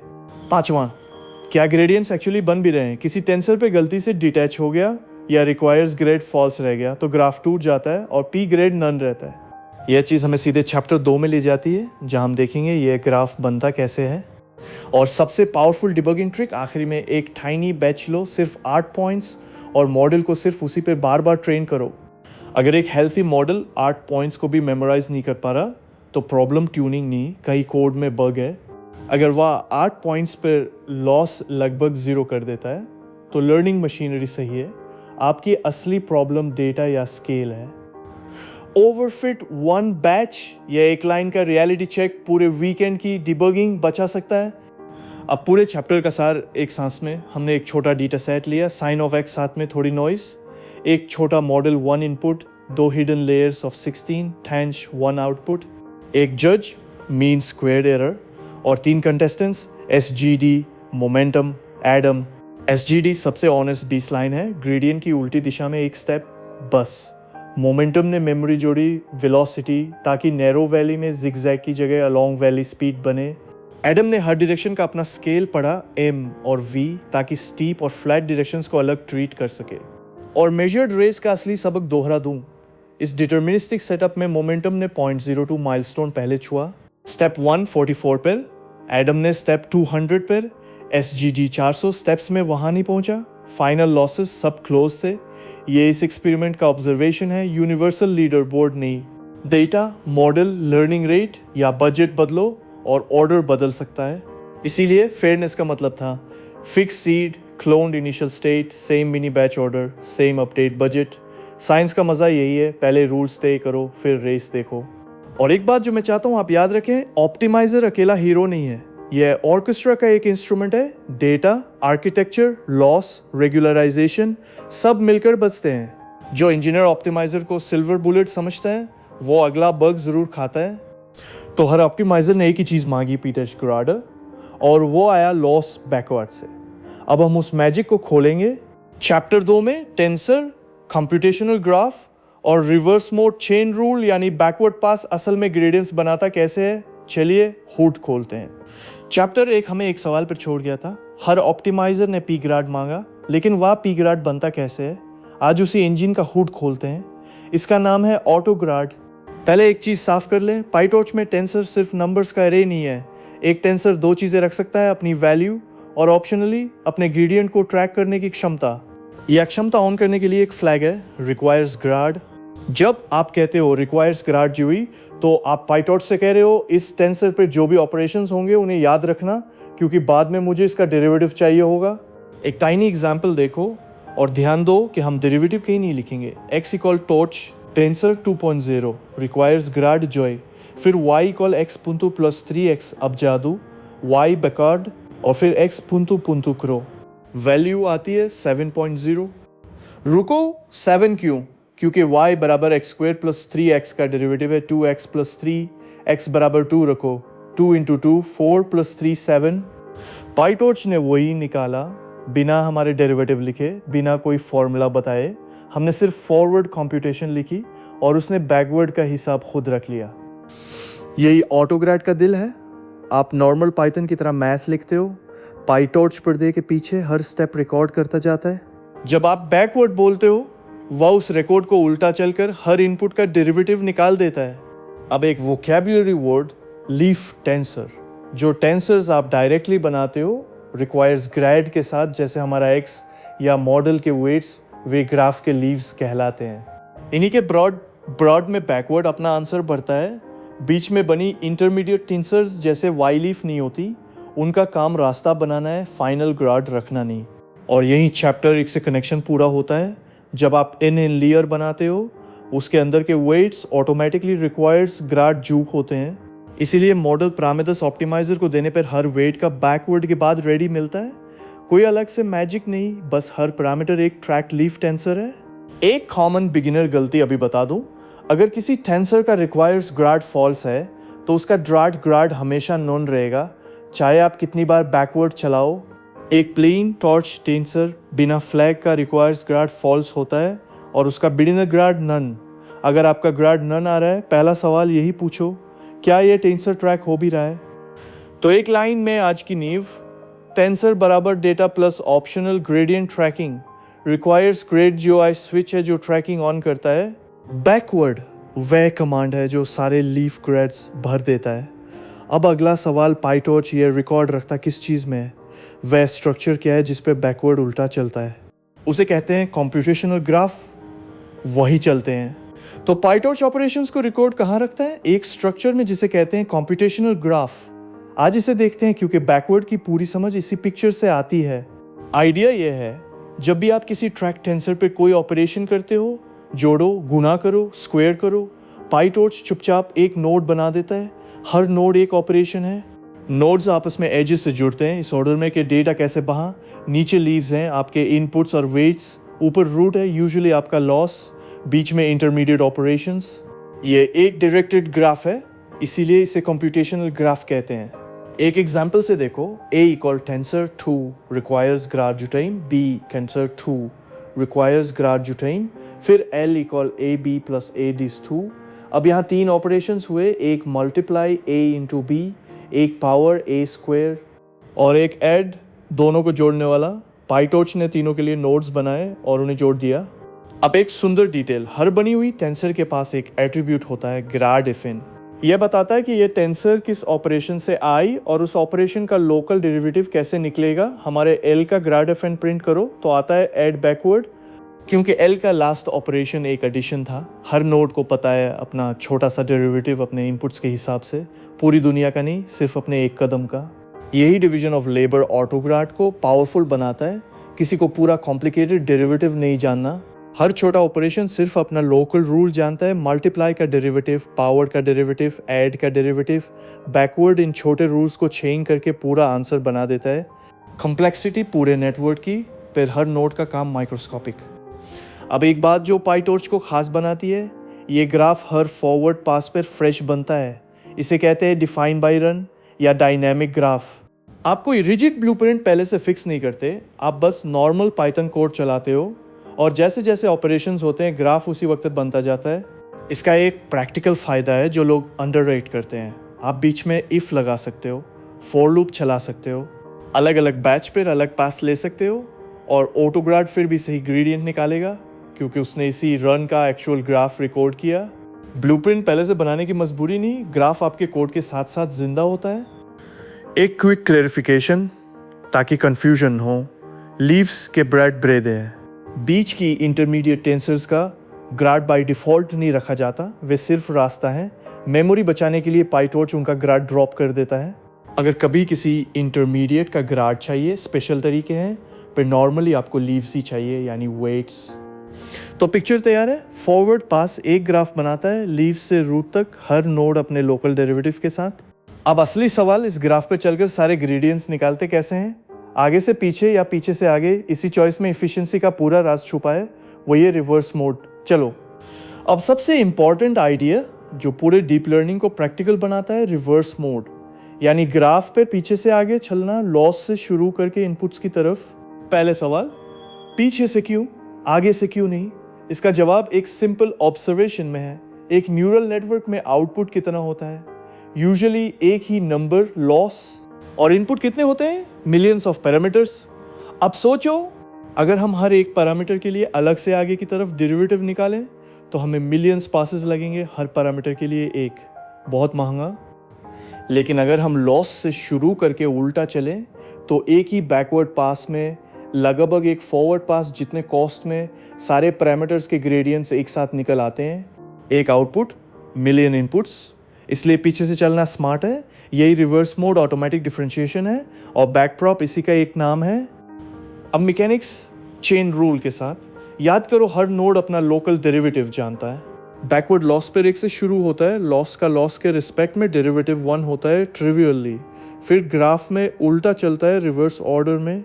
हर नोड पर वह ऊपर से आया ग्रेडियंट लेता है और उसे अपने लोकल डेरिवेटिव से गुना करता है और नीचे पास कर देता है, गुना गुना गुना रास्ते भर। यही चेन रूल है, बस ग्राफ पे मैकेनिकली लागू। और जहाँ दो रास्ते मिलते हैं वहाँ एक और रूल, ग्रेडियंट्स जुड़ते हैं। अगर किसी टेंसर ने लॉस को दो अलग रास्तों से प्रभावित किया तो दोनों रास्तों के कॉन्ट्रीब्यूशंस ऐड होते हैं। अपने एग्जाम्पल पे वेरीफाई करते हैं ताकि ये थियरी हवा में न रहे। L equal a b plus a b plus a b plus c, जहाँ a बराबर 2, b बराबर 3। अब a का लॉस पे असर दो रास्तों से है। पहला रास्ता a इंटू बी वाला टर्म, इसका a के रिस्पेक्ट में डेरिवेटिव b है यानी 3। दूसरा रास्ता a स्क्वेयर वाला टर्म, इसका डेरिवेटिव 2a है यानी 4। दोनों जोड़ो, 3 + 4 7, और सच में पाइटॉर्च चलाओ, a ग्राड आता है 7.0, एग्जैक्टली हमारे हैंड कैलकुलेशन जैसा। b का ग्राड भी चेक करो, b सिर्फ एक रास्ते से आता है, a इंटू बी वाला टर्म, जिसका b के रिस्पेक्ट में डेरिवेटिव a है यानी 2। पाइटॉर्च बोलता है b ग्राड बराबर 2.0। मशीन और ब्लैक बोर्ड दोनों एग्री, यही तो हम चाहते थे। एक बात जो मैं चाहता हूँ आप इंटरनलाइज करो, लॉस बैकवर्ड कोई अलग जादुई एल्गोरिदम नहीं है, वह बस यही है, ग्राफ पे reverse mode chain rule automatically. Day 6 में हमने बैकप्रॉप को हाथ से समझा था। पाइटॉर्च वही कर रहा है, बस हर ऑपरेशन के लिए लोकल रूल्स पहले से जानता है और आपके बनाए ग्राफ पर उन्हें चेन कर देता है। इसीलिए एक स्केलर लॉस ज़रूरी है बैकवर्ड के लिए बिना किसी एक्स्ट्रा आर्ग्यूमेंट के, क्योंकि रिवर्स मोड को शुरू करने के लिए एक सिंगल नंबर चाहिए जिसका डेरिवेटिव सबके रिस्पेक्ट में निकाला जाए। और अगर आउटपुट स्केलर न हो, अगर एक पूरा वेक्टर हो, तब क्या होता है? वह एक बेहद एलिगेंट सवाल है जिसे हम थोड़ी देर में खोलेंगे। अभी के लिए यह पकड़ो, फॉरवर्ड ग्राफ बनाता है, बैकवर्ड उस पर उल्टा चेन रूल चलाता है, एक पास में सारे ग्राफ्स। यही इंजन है जो हर ऑप्टिमाइजर को खिलाता है। अब देखते हैं यह इंजन इन ग्राफ्स को रखता कहाँ है, और वहाँ एक छोटा सा सरप्राइज है। अब वह छोटा सरप्राइज जो चैप्टर 1 की एक चेकलिस्ट आइटम को फाइनली एक्सप्लेन करेगा। सवाल, बैकवर्ड जब ग्राड निकालता है तो वह जब ग्राड में उसे रखता कैसे है? रिप्लेस करके या ऐड करके? जवाब, ऐड करके। PyTorch by default gradients accumulate करता है, यानी नया ग्रेडियंट पुराने के ऊपर जुड़ता है, रिप्लेस नहीं होता। यह सुनने में छोटी बात है, पर इसके दो बड़े परिणाम हैं। पहले इसे अपनी आंखों से देखते हैं। वही example, x equal tensor 2.0 requires grad check, और हर बार y इक्वल x अतिक्षु प्लस 3x, फिर y बैकवर्ड। हमें पता है एक बैकवर्ड का सही ग्राड 7 है। अब बिना बीच में कुछ साफ किए बैकवर्ड 3 बार चलाओ। पहली बार x ग्राड 7, दूसरी बार 14, तीसरी बार 21। ग्राड हर बार 7 से बढ़ता जा रहा है क्योंकि हर बैकवर्ड पुराने में जोड़ रहा है। अब समझ आया ना? अगर ट्रेनिंग लूप में आप हर स्टेप पर ग्राड साफ न करो तो स्टेप 1 का ग्रेडियंट स्टेप 2 में, फिर स्टेप 3 में सब जुड़ते चले जाएंगे। ऑप्टिमाइजर एक ऐसे इन्फ्लेटेड गलत ग्रेडियंट पर चलेगा जो कई स्टेप्स की मिलीजुली खिचड़ी है। ट्रेनिंग अजीब तरह से टूटेगी और कोई एरर मैसेज नहीं आएगा। इसीलिए चैप्टर 1 में हमने ऑप्टिमाइजर 0 ग्राड को इतना जोर देकर कहा था। वह एग्जैक्टली यही करता है, हर स्टेप की शुरुआत में सारे बते ग्राड को 0 कर देता है ताकि ये बैकवर्ड सिर्फ इसी बैच का फ्रेश सिग्नल दे। हमारे डेमो में x ग्राड 0 अंडरस्कोर चलाने पर ग्राड वापस 0 हो गया, साफ स्लेट। अब नेचुरल सवाल, अगर एक्यूमुलेशन इतनी खतरनाक है तो पाईटॉर्च ने इसे डिफ़ॉल्ट क्यों रखा? क्योंकि ये कई जगह जेन्युइनली यूज़फुल है। पहला use, gradient accumulation for large effective batch. मान लो आपका जीपीयू एक बार में सिर्फ 8 इमेजेस फिट कर सकता है, फिर आप चाहते हो मैथमेटिकली एक 64 वाले बैच जैसा ग्रेडियंट, तो आप 8 ऐड के 8 मिनी बैचेस पर बैकवर्ड चलाते हो बिना ज़ीरो किए, ग्रेड्स जुड़ते जाते हैं और 8वें के बाद एक स्टेप लेते हो। इफेक्ट लगभग वैसा जैसे पूरे 64 एक साथ प्रोसेस किए हों, पर मेमोरी छोटी रही। एक्यूमुलेशन यहाँ बग नहीं, फीचर है। दूसरा यूज़, जब एक ही पैरामीटर पर कई अलग लॉस टर्म्स का असर हो तो उनके ग्रेडियंट्स नेचुरली जुड़ने चाहिए और एक्यूमुलेशन यही करता है। और रिकरेंट नेटवर्क्स में जहाँ सेम वेट्स को टाइम के हर स्टेप पे इस्तेमाल किया जाता है, ग्रेडियंट्स का जुड़ना बिल्कुल सही मैथ्स है। तो रूल यह बनता है, डिफ़ॉल्ट बिहेवियर एक्यूमुलेशन है।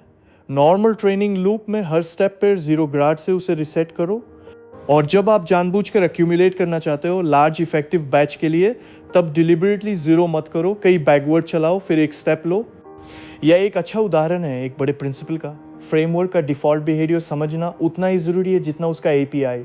जो फीचर नहीं जानते वही आपका अगला साइलेंट बग बनता है। अब हमने स्कालर लॉस पर बैकवर्ड देखा, पर मैंने एक सवाल छोड़ा था, अगर आउटपुट स्कालर नो एक पूरा वेक्टर हो तब बैकवर्ड कैसे चलेगा? उसमें ऑटोग्राड की सबसे क्लेवर इफिशिएंसी छुपी है। चलो वहीं, अब वह छोड़ा हुआ सवाल, अगर आउटपुट एक स्कालर नो, अभी तक हमने लॉस बिखार बिना किसी आर्ग्यूमेंट के चलाया क्योंकि लॉस एक सिंगल नंबर था।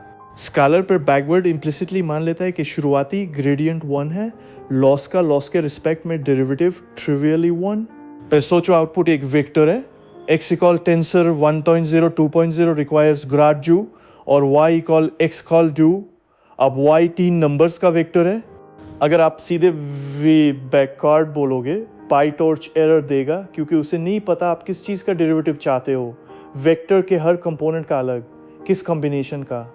इसलिए नॉन स्केलर बैकवर्ड को एक वेक्टर देना पड़ता है, y बैकवर्ड थॉर्चटेंटरवेटिव। ये वंस वाला वेक्टर कह रहा है हर कंपोनेंट को इक्वल वेट दो, चलाओ, और x बुट ग्राद आता है 2 4 6। क्यों? क्योंकि x स्क्वायर का डेरिवेटिव 2x है और x था 1 2 3 यानी 2 4 6 वेट्स वंस थे, इसलिए प्लेन डेरिवेटिव मिला। अब इस चीज़ का असली नाम, क्योंकि ये ऑटोग्राड की सबसे क्लेवर बात है, ये वेक्टर जैकोबियन प्रोडक्ट है, शॉर्ट में VJP। पूरी बात यह है, किसी वेक्टर फंक्शन का जैकोबियन एक बड़ा मैट्रिक्स होता है, हर आउटपुट का हर इनपुट के रिस्पेक्ट में डेरिवेटिव। न्यूरल नेट्स में यह मैट्रिक्स इतना बड़ा हो सकता है कि उसे मेमोरी में बनाना ही इम्पॉसिबल हो जाए, और यही पाईटॉर्च का जादू, वह पूरा जैकोबियन कभी बनाता ही नहीं, वह सीधे वेक्टर जैकोबियन प्रोडक्ट निकालता है। वह वेक्टर जो आपने दिया गुना जैकोबियन बिना बीच में उस विशाल मैट्रिक्स को मटेरियलाइज किए, यही रिवर्स मोड की एफिशिएंसी का दिल है। और जब आप स्कालर लॉस पे प्लेन बैकवर्ड बोलते हो, वह असल में वंस जैसा एक ट्रिवियल VJP ही है, बस पाईटॉर्च वह आर्ग्यूमेंट आपके लिए अपने आप भर देता है। अब सिक्के का दूसरा पहलू, ग्रेडियंट को रोकना कैसे। हमेशा ट्रैकिंग नहीं चाहिए। 2 टूल्स हैं। पहला torch.nograd, इस ब्लॉक के अंदर पाईटॉर्च ग्राफ रिकॉर्ड करना बंद कर देता है। अंदर बनी टेंसर्स का रिक्वायर्स ग्राड फॉल्स होता है। यह इन्फरेंस के टाइम बेद यूजफुल है, प्रिडिक्शन चाहिए ग्रेडियंट नहीं, इससे मेमोरी और स्पीड दोनों बचते हैं। और याद है चैप्टर 1 में हमने मैनुअल SGD अपडेट torch.nograd के अंदर लिखा था। अब वजह साफ है, हम वेट्स को हाथ से बदल रहे थे और नहीं चाहते थे कि वह बदलाव खुद ग्राफ का हिस्सा बन जाए। दूसरा डिटैच, ये किसी एक टेंसर को ग्राफ से काट देता है, उसकी वैल्यू वही रहती है पर उसका इतिहास भूल जाता है, ग्रेडियंट उसके पार नहीं बहता। एक्स डिटैच का रिक्वायर्स ग्राड फॉल्स आता है, ये तब काम आता है जब आप किसी वैल्यू को आगे इस्तेमाल तो करना चाहते हो पर उसके थ्रू ग्रेडियंट नहीं भेजना चाहते। और एक हैंडी टूल torch.autograd.grad, ये .grad एट्रीब्यूट भरे बिना सीधे ग्रेडियंट रिटर्न कर देता है। जैसे x क्यूब का डेरिवेटिव x बराबर 2 पर 3x स्क्वायर यानी 12, टॉर्च ऑटोग्राड ग्राड से सीधे 12 मिल जाता है कुछ भी म्यूटेट किए बिना। रिसर्च और कस्टम कंप्यूटेशंस में ये साफ सुथरा है। तो अब आपके पास पूरा कंट्रोल है। रिक्वायर्स ग्रेड से ट्रैकिंग ऑन करो, नो ग्रेड और डिटैच से off. Scalar backward free, non scalar के लिए एक वेक्टर दो और अंदर अंदर पाईटॉर्च एफिशिएंट VJP चला रहा है। अब आखिरी हिस्सा, जब यह सब उम्मीद के मुताबिक न चले तो ऑटोग्राड को डिबग कैसे करें, कुछ क्लासिक गलतियां और उनका इलाज। चैप्टर 2 बंद करने से पहले ऑटोग्राड की सबसे कॉमन गलतियां और हर एक का इलाज, ये वही बग्स हैं जिन पर लोग घंटों बर्बाद करते हैं। पहली और सबसे आम ग्राड नन आ रहा है। इसकी 3 आम वजहें हैं। एक, टेंसर लीफ ही नहीं है, वो किसी ऑपरेशन का रिजल्ट है और पाइटॉर्च इंटरमीडिएट ग्राड्स बाय डिफ़ॉल्ट नहीं रखता। 2, टेंसर का रिक्वायर्स ग्राड फॉल्स है। एक प्लेन टॉर्च टेंसर कभी ग्राड नहीं देगा, उसका टेंसर ग्राड हमेशा नन। 3, बीच में कहीं डिटैच हो गया या पूरी कंप्यूटेशन नो ग्राड के अंदर थी तो ग्राफ टूट गया और बैकवर्ड वहाँ तक पहुँचा ही नहीं। ग्राड नन दिखे तो पूछो क्या यह टेंसर एक ट्रैक लीफ है और क्या उस तक ग्राफ का रास्ता जुड़ा हुआ है। दूसरी गलती, इन प्लेस ऑपरेशंस। कुछ ऑपरेशंस टेंसर को जगह पर ही बदल देते हैं, जैसे x क्लास 1 या कुछ अंडरस्कोर वाले मेथड्स। अगर वह बदली हुई वैल्यू बैकवर्ड के लिए ज़रूरी थी, पाइटॉर्च एक रिट्वीयर देता है क्योंकि उसका रिकॉर्ड करप्ट हो गया। डिबग करते वक्त अगर ऐसा एरर मिले तो इन प्लेस की जगह एक नई टेंसर बनाओ, थोड़ी ज़्यादा मेमोरी पर ग्राफ सुरक्षित। तीसरी, बैकवर्ड 2 बार चलाना। डिफ़ॉल्ट में बैकवर्ड के बाद पाइटॉर्च ग्राफ को फ्री कर देता है मेमोरी बचाने के लिए। उसी ग्राफ पे दोबारा बैकवर्ड चलाओगे तो एरर आएगा कि ग्राफ दूसरी बार ट्रैवर्स नहीं हो सकता। अगर आपको सच में 2 बार चाहिए, कुछ एडवांस केसेस में होता है, तो पहली बार रिटेन ग्राफ जू देना पड़ता है। पर अगर आप गलती से लूप में ये कर रहे हो तो असली फिक्स शायद अलग है। हर इटरेशन में फ्रेश फॉरवर्ड चलाओ ताकि नया ग्राफ बने। अब कुछ टूल्स जो डिबगिंग को आसान करते हैं। टॉर्च ऑटोग्राड डिग्राड, यह डिग्राड एट्रीब्यूट को छुए बिना सीधे ग्रेडियंट देता है। किसी एक चीज़ का डेरिवेटिव जल्दी चेक करना हो तो साफ तरीका। टेंसर रजिस्टर हुक, ये किसी टेंसर पे एक छोटा फंक्शन लगा देता है जो बैकवर्ड के दौरान उसका ग्रेडियंट आपको दिखा देता है। बीच के ग्राड्स इंस्पेक्ट करने का बढ़िया जासूसी टूल। और रिक्वायर्स ग्राड या किसी मौजूद टेंसर की ट्रैकिंग ऑन या ऑफ कर देता है, जैसे किसी लेयर को फ्रीज करना हो। और एक गोल्डन हैबिट जो ऑटो ग्राड बग्स को जल्दी पकड़ती है, शेप्स और ग्राड्स प्रिंट करो। एक छोटा इनपुट डालो, लॉस बैकर चलाओ और देखो किन पैरामीटर्स का ग्राड नन या 0 है। जिसका ग्राड 0 के आसपास अटका है और बदल नहीं रहा, वही आपका डेड पाथ है। अब पूरे चैप्टर का सार एक सांस में। टेंसर बराबर data plus optional tracking requires grad व स्विच। फॉरवर्ड पास एक कंप्यूटेशनल ग्राफ बनाता है, हर नोड अपने लोकल डेरिवेटिव के साथ। बैकवर्ड उस ग्राफ पे रिवर्स मोड चेन रूल चलाता है एक पास में सारे लीफ ग्राड्स, क्योंकि एक आउटपुट मिलियन इनपुट्स ग्राड्स अक्यूमुलेट होते हैं, इसलिए हर स्टेप 0 ग्राड। नॉन स्केलर के लिए एक वेक्टर दो और अंदर एफिशिएंट वीजेपी चलता है। नो ग्राड और डिटैच से फ्लो रोको। और इसका सबसे खूबसूरत नतीजा, अब आप कोई भी फंक्शन लिख सकते हो, कितना भी कॉम्प्लिकेटेड, और उसके सारे ग्रेडियंट्स मुफ्त में मिल जाएंगे। आपको सिर्फ फॉरवर्ड सोचना है, बैकवर्ड ऑटो ग्राड का काम है। यही आज़ादी मॉडर्न डीप लर्निंग को चलाती है। लेकिन एक बात पे ध्यान दो, अब तक हमारा फंक्शन एक प्लेन MLP था, हर इनपुट हर न्यूरॉन से जुड़ा हुआ। ये छोटे रिग्रेशन के लिए ठीक था। पे इमेजेस के लिए एक 2400 पिक्सल वाली तस्वीर पे ये फुली कनेक्टेड सोच बुरी तरह टूटती है। क्यों टूटती है और उसका एलिगेंट जवाब कॉन्वोल्यूशन, यही है चैप्टर 3, वहाँ मिलते हैं। चैप्टर 2 हमें एक शानदार आज़ादी देकर गया। कोई भी फंक्शन लिखो, ग्रेडियंट्स मुफ्त। तो एक सीधा सवाल इमेजेस के लिए वही फुली कनेक्टेड MLP क्यों इस्तेमाल करें जो अब तक चलाते आए हैं। आज देखेंगे यह सोच इमेजेस पर बुरी तरह क्यों टूटती है। पहले एक छोटी सी तस्वीर लो, सिर्फ 34 by 34 pixels, 3 colour channels. MLP को इमेज देने के लिए पहले उसे फ्लैटन करना पड़ता है एक लंबी लिस्ट में। 34 × 34 × 3 यानी 3468 नंबर्स एक ही रो में। स्पेशल स्ट्रक्चर, कौन सा पिक्सल किसके बगल में था, फ्लैटन करते ही गायब। अब पहले हिडन लेयर लगाओ, सिर्फ 128 न्यूरॉन्स की, हर न्यूरॉन हर इनपुट से जुड़ा, फुली कनेक्टेड। तो वेट्स कितने, 3468 गुना 128। सिर्फ पहली लेयर में 4,44,000 पैरामीटर्स एक टाइनी 34 पिक्सल तस्वीर के लिए, सिर्फ पहले स्टेप में। असली फ़ोन की तस्वीर हज़ारों पिक्सल्स की होती है, यह संख्या करोड़ों में उड़ जाती है। यह पहली प्रॉब्लम है, पैरामीटर एक्सप्लोजन। लेकिन दूसरी प्रॉब्लम और गहरी है। MLP हर पिक्सल को एक इंडिपेंडेंट इनपुट मानता है, बिना यह जाने कि पिक्सल नंबर 10 पिक्सल नंबर 11 के ठीक बगल में था। उसके लिए तस्वीर पिक्सल्स का एक बेतरतीब ढेर है और इसका एक भयानक नतीजा है। मान लो हमने एक मॉडल को बीच में रखे साइंस पे ट्रेन किया, अब वही साइन थोड़ा शिफ्ट होकर कोने में आ जाए, हमारी आँख के लिए वही साइन, कोई फ़र्क नहीं। पर MLP के लिए इनपुट वेक्टर पूरी तरह बदल गया, क्योंकि अलग पिक्सल पोजीशंस जल गई। उसने जो पैटर्न सीखा था वह स्पेसिफिक पोजीशन से बंधा हुआ था। और ये सिर्फ थियोरी नहीं, हमने चला कर देखा। एक टीचिंग MLP को सेंटर में रखे सिंथेटिक साइंस पर ट्रेन किया। सेंटर टेस्ट पर एक्यूरेसी पूरे 100%। फिर वही साइंस अलग अलग पोजीशंस पर शिफ्ट करके टेस्ट किए, एक्यूरेसी गिरकर 73% पर आ गई। सिर्फ पोजीशन बदलने से मॉडल 1/4 बार गलत होने लगा। असली दुनिया में जहाँ पेडेस्ट्रियन, साइन, कार कभी एग्जैक्ट सेम जगह नहीं होते, ये विनाशकारी है। तो हमें एक ऐसी चीज़ चाहिए जो 2 प्रॉब्लम्स एक साथ हल करे, एक पैरामीटर्स की बाट रोके, हर कनेक्शन को अलग वेट न दे, 2 लोकेलिटी और पोजीशन का सम्मान करे, ताकि एक ही पैटर्न कहीं भी दिखे तो पहचान ले, हर बार शून्य से न सीखना पड़े। इन दोनों का जवाब एक ही खूबसूरत आइडिया में है, वेट शेयरिंग के साथ एक छोटी स्लाइडिंग विंडो। इसका नाम है कॉन्वोल्यूशन। यही CNN का दिल है। सोचो अगर एक ही छोटा पैटर्न डिटेक्टर पूरी तस्वीर पर घुमाया जाए, हर जगह वही वेट्स इस्तेमाल करते हुए, तो नए पैरामीटर्स की बाढ़ आएगी, नए पोजीशन मायने रखेगी। एक बार एज डिटेक्ट करना सीख लिया तो वह एज तस्वीर के किसी भी कोने में पकड़ लेगा। एक फिल्टर हर जगह, यही अगला आइडिया है। चलो कन्वोल्यूशन की मैकेनिक्स खोलते हैं। तो कन्वोल्यूशन है क्या? एक लाइन में एक छोटा फिल्टर जो पूरी तस्वीर पर स्लाइड करता है और हर जगह एक लोकल वेटेड सम निकालता है। डिटेल में देखो, एक छोटी ग्रिड लो, मान लो 3x3 नंबर्स। ये हमारा फिल्टर है जिसे कर्नल भी कहते हैं। इसे तस्वीर के टॉप लेफ्ट कोने पर रखो। नीचे जो 9 पिक्सल्स आए उन्हें फिल्टर के 9 नंबर से गुना करो और सब जोड़ दो, एक सिंगल नंबर निकला। ये नंबर बताता है कि इस जगह वह पैटर्न कितना मौजूद है जिसे ये फिल्टर ढूंढ रहा है। अब फिल्टर को एक पिक्सल दाएं और खिसकाओ, वही 9 वेट्स नए 9 पिक्सल्स पर, फिर एक नंबर, फिर दाईं ओर, फिर नीचे पूरी तस्वीर पर स्लाइड करते जाओ। हर पोजीशन पर एक नंबर।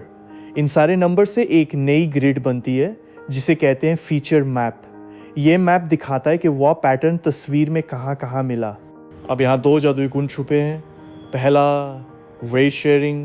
पूरी तस्वीर पर वही 9 वेट्स इस्तेमाल हुए, हर पोजीशन के लिए अलग वेट्स नहीं। इसलिए एक 3x3 फिल्टर में सिर्फ 9 वेट्स हैं, चाहे तस्वीर कितनी भी बड़ी हो। याद है MLP की पहली लेयर में 4 लाख से ऊपर पैरामीटर्स थे। यहाँ 3 चैनल्स पर एक फिल्टर, सिर्फ 448 पैरामीटर्स। ये कोई टाइपो नहीं, 4 लाख बनाम 400। यही वेट शेयरिंग की ताकत है। दूसरा गुण, ट्रांसलेशन इक्विवेलेंस, क्योंकि वही फिल्टर हर जगह चलता है। अगर कोई एज तस्वीर के बाएं कोने में हो या दाएं, फिल्टर उसे दोनों जगह उतनी ही अच्छी तरह पकड़ेगा। एक बार पैटर्न पहचानना सीखा, हर जगह के लिए सीख लिया। MLP को हर पोजीशन अलग से सिखानी पड़ती थी, कॉन्वोल्यूशन को एक बार। एक सुंदर सोचने का तरीका, फिल्टर एक रबर स्टैंप की तरह है। एक बार स्टैंप बना लिया, मान लो एक वर्टिकल एज स्टैंप। अब उसे पूरे कागज पर कहीं भी छाप सकते हो और जहाँ वर्टिकल एज है वहाँ मैप चमक उठेगा। एक स्टैंप अनगिनत जगह। और ये पूरी स्लाइडिंग ऑपरेशन उसी ऑटोग्राड के दायरे में है जो हमने चैप्टर 2 में देखा। कॉन्वोल्यूशन भी बस मल्टीप्लाई और ऐड का एक पैटर्न है, डिफरेंशिएबल। इसलिए फिल्टर के 9 वेट्स भी ट्रेनेबल पैरामीटर्स हैं। बैकप्रॉप उन्हें बताता है, इन वेट्स को ऐसे एडजस्ट करो कि तुम वह पैटर्न पकड़ो जो लॉस कम करने में मदद करे। यानी हम फिल्टर्स हाथ से डिज़ाइन नहीं करते, नेटवर्क खुद सीख लेता है कि कौन से पैटर्न्स डिटेक्ट करने। तो अब तक फिल्टर स्लाइड करता है, हर जगह वेटेड सम, एक फीचर मैप बनता है, वेट शेयर्ड होते हैं और ये सब सीखने योग्य है। लेकिन एक फिल्टर सिर्फ एक तरह का पैटर्न पकड़ता है, मान लो सिर्फ वर्टिकल एजेस। एक तस्वीर में तो सैकड़ों अलग पैटर्न्स होते हैं, एजेस, कॉर्नर्स, कलर्स, टेक्सचर्स। तो हम कई फिल्टर्स लगाते हैं और उन्हें लेयर्स में स्टैक करते हैं और तभी असली जादू शुरू होता है। एक हायरार्की ऑफ पैटर्न्स वही चलते हैं। एक फिल्टर एक पैटर्न पकड़ता है, पर असली ताकत तब आती है जब हम कई फिल्टर्स लगाते हैं और फिर कन्वोल्यूशन लेयर्स को एक के ऊपर एक स्टैक करते हैं। तब बनती है एक हायरार्की ऑफ फीचर्स। और ये CNN का सबसे गहरा आइडिया है। पहले एक ही लेयर में कई फिल्टर्स, मान लो 16 अलग फिल्टर्स, हर एक अलग पैटर्न ढूंढता है। कोई वर्टिकल एज, कोई हॉरिजॉन्टल एज, कोई लाल रंग का ब्लॉब, कोई कॉर्नर। हर फिल्टर अपना एक फीचर मैप बनाता है। तो एक तस्वीर से 16 फीचर मैप्स निकलते हैं, एक ही जगह की 16 अलग तरह की जानकारी। इन्हें चैनल्स कहते हैं। इनपुट में 3 चैनल्स थे, RGB, फर्स्ट कॉन्व लेयर के बाद 16 चैनल्स, हर एक एक लर्न पैटर्न।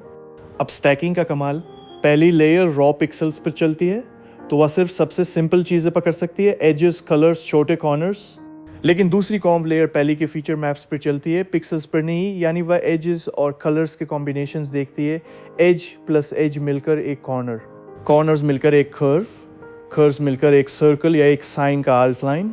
यही हायरार्की है। नीचे की लेयर्स सिंपल लोकल पैटर्न्स सीखती हैं, ऊपर की लेयर्स उन्हें जोड़कर बड़े मीनिंगफुल पैटर्न्स बनाती हैं। कोई हमें यह बताता नहीं कि पहले एजेस सीखो फिर शेप्स, ये अपने आप ट्रेनिंग से ग्रेडियंट्स के थ्रू भरता है। नेटवर्क खुद तय करता है कि हर लेवल पर कौन से बिल्डिंग ब्लॉक्स उपयोगी हैं। इसके साथ एक कॉन्सेप्ट जुड़ा है, रिसेप्टिव फील्ड। पहली लेयर का हर आउटपुट सिर्फ एक छोटे 3x3 पैच को देखता है, फिर दूसरी लेयर का हर आउटपुट पहली लेयर के एक पैच को देखता है जो खुद और बड़े पैच से आया था। तो जैसे जैसे गहराई बढ़ती है, हर न्यूरॉन मूल तस्वीर के बड़े हिस्से को देखने लगता है। नीचे संकरी नज़र, ऊपर छोड़ी नज़र। इसलिए डीप लेयर्स पूरे ऑब्जेक्ट के बारे में सोच सकती हैं, जबकि अर्ली लेयर सिर्फ छोटे टुकड़ों के बारे में। एक एनालॉजी जो मुझे पसंद है, ये पढ़ना सीखने जैसा है। पहले आप स्ट्रोक्स पहचानते हो, फिर स्ट्रोक्स से अक्षर, अक्षरों से शब्दों, शब्दों से वाक्य का मतलब। CNN इमेजेस के साथ यही करता है, स्ट्रोक्स की जगह एजेस, अक्षरों की जगह शेप्स, शब्दों की जगह ऑब्जेक्ट्स। नेटवर्क ने कभी स्कूल नहीं गया, पर यह करिकुलम खुद खोज लेता है। और ध्यान दो ये कितना एफिशिएंट है। हर लेयर में फिल्टर शेड हैं, इसलिए पैरामीटर्स कम रहते हैं। हमारा पूरा टीचिंग CNN 2 कॉन्व लेयर्स और एक क्लासिफायर के साथ सिर्फ 5220 पैरामीटर्स का है। वही काम NLP 4,44,000 से ऊपर पैरामीटर्स में भी ठीक से नहीं कर पाया था। 85 गुना कम पैरामीटर्स और बेहतर काम, क्योंकि आर्किटेक्चर प्रॉब्लम की जियोमेट्री से मेल खाता है। तो आइडिया साफ है, कई फिल्टर्स, कई चैनल्स लेयर्स में स्टैक्ड एक हिरार्की बनाते हुए। अब इस आइडिया को प्रिसाइज बनाते हैं वह एग्जैक्ट वोकैबुलरी जो आपको कोड में मिलेगी, इनपुट चैनल्स, आउटपुट चैनल्स, और वह डायल जो तय करता है फिल्टर कितने डिटेल में देखे। चलो फिल्टर्स और चैनल्स को ठीक से समझते हैं। अब कन्वोल्यूशन की एग्जैक्ट वोकैबुलरी, क्योंकि यही आपको पाईटॉर्च के कोड में मिलेगी, इन्हें कन्वो 2D। इसके 3 सबसे ज़रूरी आर्ग्यूमेंट्स हैं, इन चैनल्स, आउट चैनल्स और कर्नल साइज। पहले चैनल्स को ठीक से समझो, क्योंकि यही बिगिनर्स सबसे ज़्यादा उलझते हैं। इनपुट चैनल्स यानी आने वाली इमेज में कितनी पैरेलल ग्रिड्स हैं। एक कलर फोटो में 3 रेड, ग्रीन, ब्लू। तो पहली कॉम्ब लेयर का इन चैनल्स है 3। अब एक इम्पॉर्टेंट डिटेल, जब फिल्टर 3 चैनल इनपुट पे चलता है तो वह असल में 3x3x3 का एक छोटा क्यूब होता है। वह तीनों चैनल्स को एक साथ देखता है, सब पर वेट्स लगाता है और सबको जोड़कर एक सिंगल नंबर देता है। यानी एक फिल्टर सभी इनपुट चैनल्स को मिलाकर एक फीचर मैप बनाता है, हर चैनल के लिए अलग मैप नहीं। फिर आउट चैनल्स, ये बताता है हमें कितने अलग फिल्टर्स चाहिए। अगर आउट चैनल 16 है तो हमारे पास 16 अलग फिल्टर क्यूब्स हैं, हर एक अपना पैटर्न ढूंढता, हर एक अपना फीचर मैप बनाता। तो आउटपुट में 16 चैनल्स। कॉन्व 2D का मतलब 3 चैनल्स अंदर, 16 फीचर मैप्स बाहर, 3x3 फिल्टर। पैरामीटर्स गिनो ताकि वेट शेयरिंग फिर दिखे। हर फिल्टर 3x3x3 यानी 27 वेट्स प्लस एक बायस, 16 फिल्टर्स, कुल 448 पैरामीटर्स। 16 पैटर्न डिटेक्टर्स पूरी तस्वीर के लिए सिर्फ 448 नंबर्स में। यह इसलिए संभव है क्योंकि हर फिल्टर पूरी इमेज पर शेयर्ड है। तीसरा, कर्नल साइज 3x3 सबसे कॉमन है। ये फिल्टर की नज़र का दायरा है, एक बार में कितना लोकल एरिया देखता है। छोटा कर्नल बहुत लोकल फाइन डिटेल, बड़ा कर्नल ज़्यादा कॉन्टेक्स्ट एक साथ पर ज़्यादा वेट्स। प्रैक्टिस में लोग छोटे 3x3 कर्नल्स के लेयर्स में स्टैक करना पसंद करते हैं बजाय एक बड़े कर्नल के। इससे कम पैरामीटर्स में भी बड़ा रिसेप्टिव फील्ड मिल जाता है। अब एक साफ मेंटल पिक्चर, इनपुट एक स्टैक है, हाइट, विड्थ और चैनल्स की गहराई। कॉम्ब लेयर उस पर फिल्टर्स का एक सेट चलाती है और एक नया स्टैक देती है। हाइट और विड्थ शायद वही या थोड़े छोटे, पे गहराई अब आउट चैनल्स जितनी। डेटा एक कन्वेयर बेल्ट पर बहता है, हर कॉम्ब लेयर उसकी स्पेशल साइज थोड़ी बदलती है और चैनल डेप्थ बढ़ाती है, रॉ कलर्स को धीरे धीरे मीनिंगफुल फीचर्स में बदलते हुए। और ये सब उसी ऑटोग्राड पर टिका है। हर फिल्टर का हर वेट एक ट्रेनेबल पैरामीटर है। हमने कोई फिल्टर हाथ से नहीं लिखा, न कोई एज डिटेक्टर खुद बनाया। हमने बस आर्किटेक्चर तय किया, कितने चैनल्स, कितना कर्नल, और ट्रेनिंग ने ग्रेडियंट्स के जरिए फिल्टर्स के वैल्यूज़ खुद खोज लिए। डिज़ाइन हमारा, वैल्यूज़ नेटवर्क के। तो अब हम चैनल्स और फिल्टर्स की भाषा बोल सकते हैं। लेकिन एक व्यावहारिक सवाल बचा है, जब फिल्टर तस्वीर के किनारे पे पहुंचता है तो उसके नीचे पूरे 9 पिक्सल्स होते ही नहीं, आधा फिल्टर बाहर निकल जाता है। और फिल्टर को हर एक पिक्सल पे चलाएं या कूद कूद कर। इन 2 डायल्स के नाम है पैडिंग और स्ट्राइड। वही अगला हिस्सा है और यही आउटपुट की एग्जैक्ट शेप तय होती है। 2 प्रैक्टिकल डायल्स जो हर CNN में मिलते हैं, पैडिंग और स्ट्राइड, ये फिल्टर की स्पेशल मैकेनिक्स तय करते हैं और साथ में आउटपुट की एग्जैक्ट शेप। पहले प्रॉब्लम, किनारे, जब फिल्टर तस्वीर के बिल्कुल कोने पर हो तो उसके नीचे पूरे 9 पिक्सल्स नहीं होते, कुछ हिस्सा इमेज के बाहर निकल जाता है। अगर हम सिर्फ वही फिल्टर चलाएं जहां वह पूरा फिट हो तो आउटपुट इमेज से थोड़ी छोटी हो जाती है। और किनारे के पिक्सेल्स कम बार गिने जाते हैं, कॉर्नर की जानकारी धीरे धीरे खोने लगती है। इसका हल है पैडिंग, तस्वीर के चारों और एक बॉर्डर लगा दो, यूजुअली जीरोस का।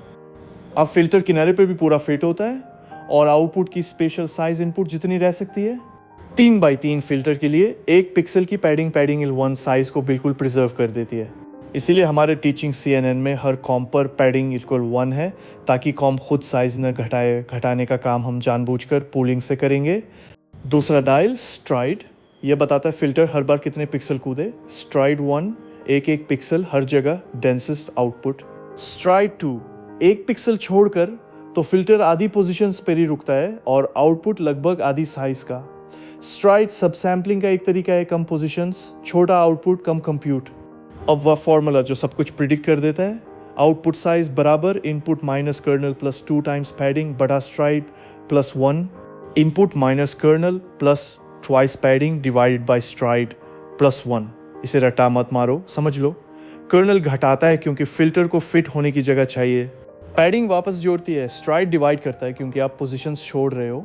वेरीफाई करते हैं अपने नेटवर्क पर, input 34/34, conv with kernel 3, padding 1, stride 1, 34 minus 3 plus 2 divided by 1 plus 1 बराबर 34।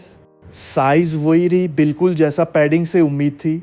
फिर एक पूलिंग आती है जो साइज आधी करती है, 34 से 17। फिर दूसरी कॉन फिर साइज प्रिजर्व करती है और दूसरी पूलिंग 17 से 8 पे ले आती है। यही शेप्स हमारे एक्चुअल पाईटॉर्च रन में निकली, 34 फिर 17 फिर 8। एक बात जो इंजीनियर्स को बचाती है, अपने नेटवर्क के शेप्स हमेशा ट्रैक करो। आधे CNN बग्स शेप मिसमैच होते हैं, कहीं स्पेशल साइज उम्मीद से अलग निकली और आगे की लेयर चीक पड़ी। एक छोटा इनपुट डालकर हर लेयर की आउटपुट शेप प्रिंट करना सबसे तेज डिबगिंग है।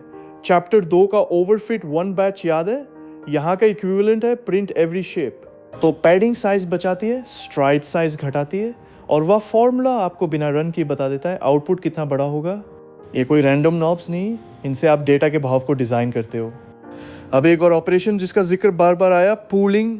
यह साइज घटाने का हमारा जानबूझकर तरीका है और इसके साथ एक बोनस छुपा है जो सीधे उस ट्रांसलेशन प्रॉब्लम को छूता है जिससे हमने चैप्टर शुरू किया था।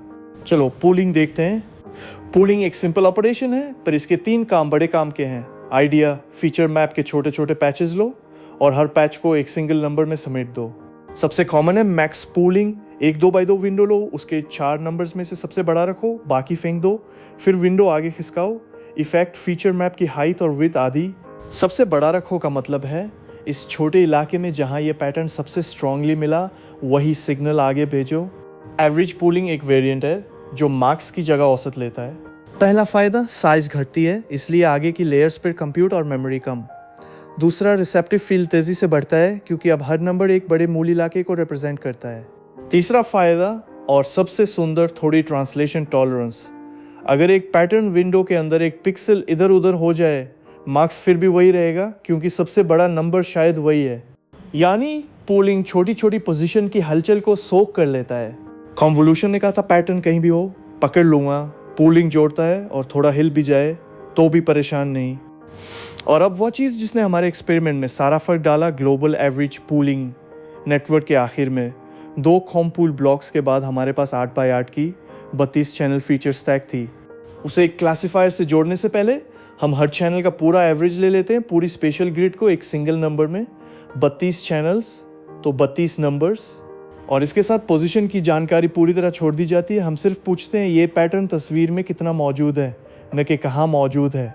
यही वह हेड था जिसने ट्रांसलेशन इन्वेरियंस पूरी की। याद है चैप्टर की शुरुआत MLP शिफ्टेड साइंस पर 73% पर गिर गया था। हमारा CNN इसी ग्लोबल एवरेज पूलिंग के साथ सेंटर्ड साइंस पर 100% था और शिफ्टेड साइंस पर भी पूरे 100%। साइन बीच में हो या कोने में, वही आंसर। यही तो हम पूरे चैप्टर से चाहते थे, एक मॉडल जो चीज़ की पहचान करे, उसकी जगह की नहीं। एक ईमानदार बात, पूलिंग हमेशा ज़रूरी नहीं और कुछ मॉडर्न आर्किटेक्चर्स इसे स्ट्राइडेड कॉन्वोल्यूशन से रिप्लेस कर देते हैं। फिर सीखने के लिए मैक्स पूलिंग और ग्लोबल एवरेज पूलिंग दोनों बेहद साफ मेंटल मॉडल्स हैं। एक लोकल टॉलरेंस देता है, दूसरा पूरी पोजीशन हटा देता है। तो अब हमारे पास सारे टुकड़े हैं, कॉन्वोल्यूशन जो पैटर्न्स पकड़े, कई चैनल्स जो कई पैटर्न्स देखें, लेयर्स जो हायरार्की बनाए, पैडिंग जो साइज बचाए और पूलिंग जो साइज घटाए और पोजीशन की चिंता घटाए। अब इन सबको जोड़कर एक असली चलता फिरता CNN बनाते हैं कोड में और उसकी शेप्स कन्वेयर बेल्ट पे बहती देखते हैं। चलो बिल्ड करते हैं। अब सारे टुकड़े जोड़कर एक असली CNN बनाते हैं कोड में लाइन बाय लाइन और उसकी शेप्स को एक कन्वेयर बेल्ट की तरह बहते देखते हैं। क्लास बनाओ NA मॉड्यूल से इनहेरिट करके। पहला block NA con 2D 316 3 padding 1 ताकि साइज बचे। उसके बाद इन रूल नॉन लिनियरिटी वरना कई कॉम्विज मिलकर भी एक ही लीनियर ऑपरेशन रह जाते। फिर in rule max pool 2D2 size आदि। दूसरा ब्लॉक बिल्कुल वैसा ही बस चैनल्स बढ़ाकर N in con 2D 60 32 3 padding 1 फिर मैक्स पूल गहराई बढ़ती जा रही है 3 से 16 से 32 जबकि स्पेशल साइज घटती जा रही है। यही CNN का टिपिकल आकार है। चौड़ी उथली से संकरी गहरी स्पेस सिकुड़ता है मीनिंग गाढ़ी होती है। फिर क्लासिफायर से पहले वाट ट्रिक हर चैनल का ग्लोबल एवरेज एक्समीन स्पेशल डिमेंशंस पर 8x8 की 32 चैनल स्टैक समेटकर सिर्फ 32 नंबर्स और आखिर में NN लेयर 32 फॉर 32 फीचर से 4 क्लासेस। अब शेप्स को बेल्ट पे बहते देखो और ये हमारे एक्चुअल पाईटॉर्च रन से निकली हैं, हैंड ड्रोन नहीं। इनपुट एक इमेज 3x34x34। पहले कॉम प्लस पूल के बाद 16x17x17। दूसरे कॉम प्लस पूल के बाद 32x8x8। ग्लोबल एवरेज पूल के बाद सिर्फ 32 नंबर्स और फाइनल लीनियर के बाद 4 हर क्लास के लिए एक स्कोर। 3 चैनल तस्वीर से 4 नंबर्स तक, यही पूरा सफ़र। और पैरामीटर्स पूरे नेटवर्क में 5220। दोबारा याद दिला दूं, MLP की सिर्फ पहली लेयर 4,44,000 की थी। पूरा CNN उसका लगभग 85वां हिस्सा है और इमेजेस पे कहीं बेहतर काम करता है क्योंकि इसकी बनावट प्रॉब्लम की जियोमेट्री से मेल खाती है। और ट्रेनिंग लूप वही 5 लाइंस जो चैप्टर 1 में सीखी थी। Prediction loss zero grad backward step कुछ नहीं बदला। लॉस अब क्रॉस एंट्रोपी है क्योंकि यह क्लासिफिकेशन है, रिग्रेशन नहीं।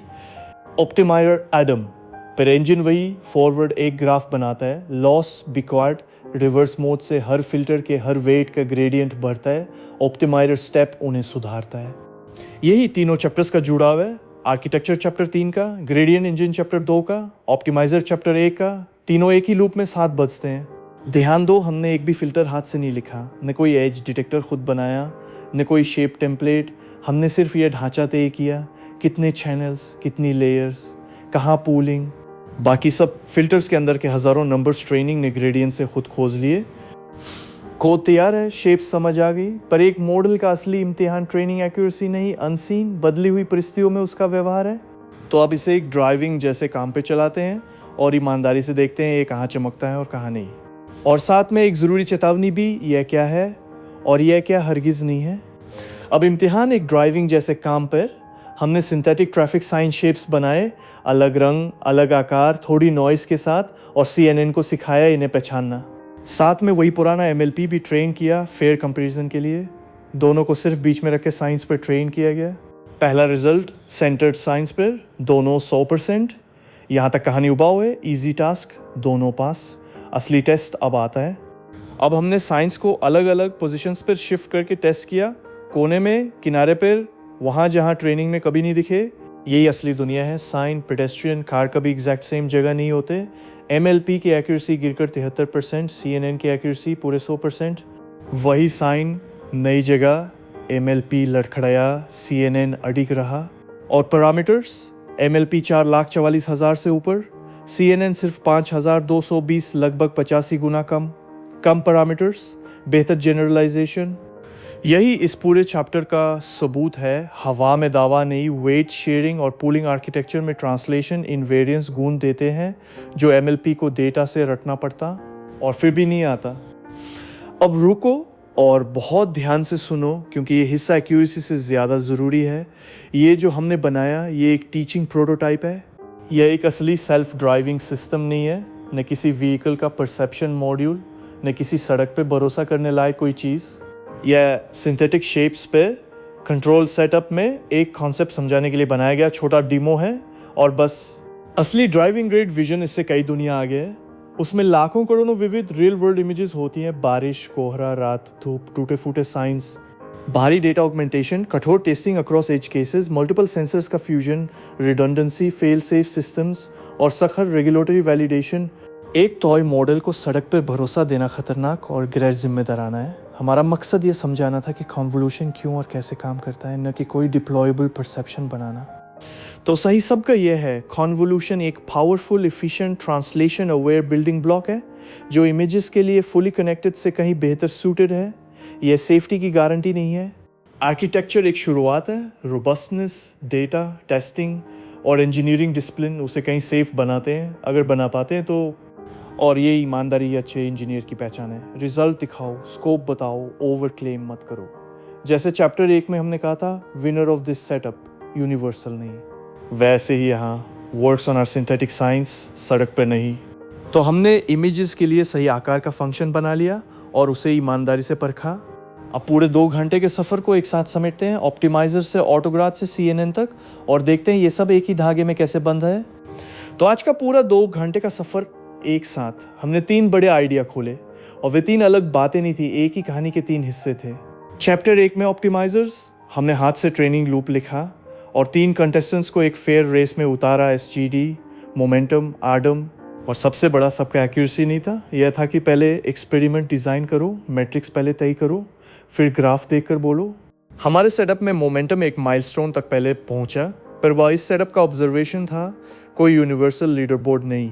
चैप्टर 2 में ऑटोग्राड, हमने पूछा ऑप्टिमाइज़र को जो P ग्राड चाहिए वह आता कहाँ से है, और हुड खोला, टेंसर बराबर data plus trekking. Forward pass एक कॉम्प्यूटेशनल ग्राफ बनाता है, बैकवर्ड उस पर रिवर्स मोड चेन रूल चलाता है, एक आउटपुट मिलियन इनपुट्स, इसलिए पीछे से चलना, ग्रेड्स अक्यूमुलेट होते हैं, इसलिए हर स्टेप 0 ग्रेड, और इसका इनाम कोई भी फंक्शन लिखो, ग्रेडियंस मुफ। चैप्टर 3 में CNNs, हमने देखा फुली कनेक्टेड सोच इमेजेस पे क्यों टूटती है, पैरामीटर्स की बाढ़ और पोजीशन बदलते ही कंफ्यूजन, और कॉन्वोल्यूशन का एलिगेंट जवाब, एक छोटा फिल्टर हर जगह शेयर्ड पैटर्न्स की एक हिरार्की बनाता हुआ। हमारे टीचिंग टेस्ट में CNN ने 85 गुना कम पैरामीटर्स में शिफ्टेड साइंस पर MLP को पीछे छोड़ दिया, क्योंकि उसकी बनावट प्रॉब्लम की जियोमेट्री से मेल खाती थी। अब वह धागा जो तीनों को बांधता है, और जो मैं चाहता हूँ आप हमेशा याद रखें, डीप लर्निंग असल में 3 कदम है। 1, अपनी प्रॉब्लम के आकार का एक फंक्शन डिज़ाइन करो, टेबल्स के लिए MLP, इमेजेस के लिए CNN। 2, ऑटोग्राड से उसके ग्रेडियंट्स मुफ्त में लो। 3, एक ऑप्टिमाइज़र से उन ग्रेडियंट्स पर उतरो। फंक्शन, ग्रेडियंट, ऑप्टिमाइज़र, यही पूरे मॉडर्न डीप लर्निंग का कंकाल है, GPT से लेकर विजन सिस्टम्स तक, बस बड़े पैमाने पर। और एक रवैया जो पूरे सफ़र में बार बार लौटा, ईमानदारी, मैट्रिक्स पहले तय करो, स्कोप बताओ, ओवर क्लेम मत करो, एक टीचिंग प्रोटोटाइप को डिप्लॉयबल मत कह देना। अच्छा इंजीनियर वह नहीं जो सबसे बड़ा दावा करे, वह है जो अपने रिजल्ट की सीमा सबसे साफ जानता हो। अगर आप यहाँ तक साथ रहे पूरे 2 घंटे तो सच में शुक्रिया, ये छोटी बात नहीं। अपने ऑप्टिमाइज़र के माइनस साइन से लेकर CNN के ग्लोबल एवरेज पूल तक हर टुकड़े को सिर्फ याद नहीं किया, समझा, वही असली जीत है। कोड खुद चलाओ, लर्निंग रेट तोड़ो, फिल्टर्स की संख्या बदलो, शेप्स प्रिंट करो, चीज़ों को जानबूझकर तोड़कर देखो क्या होता है। इंट्यूशन स्लाइड्स से नहीं, हाथ गंदे करने से आता है। तो अभी के लिए इतना ही। कीप बिल्डिंग, कीप क्वेश्चनिंग, और अपने हर क्लेम के पीछे एक ग्राफ रखो। अगली बार फिर मिलेंगे। Bye bye.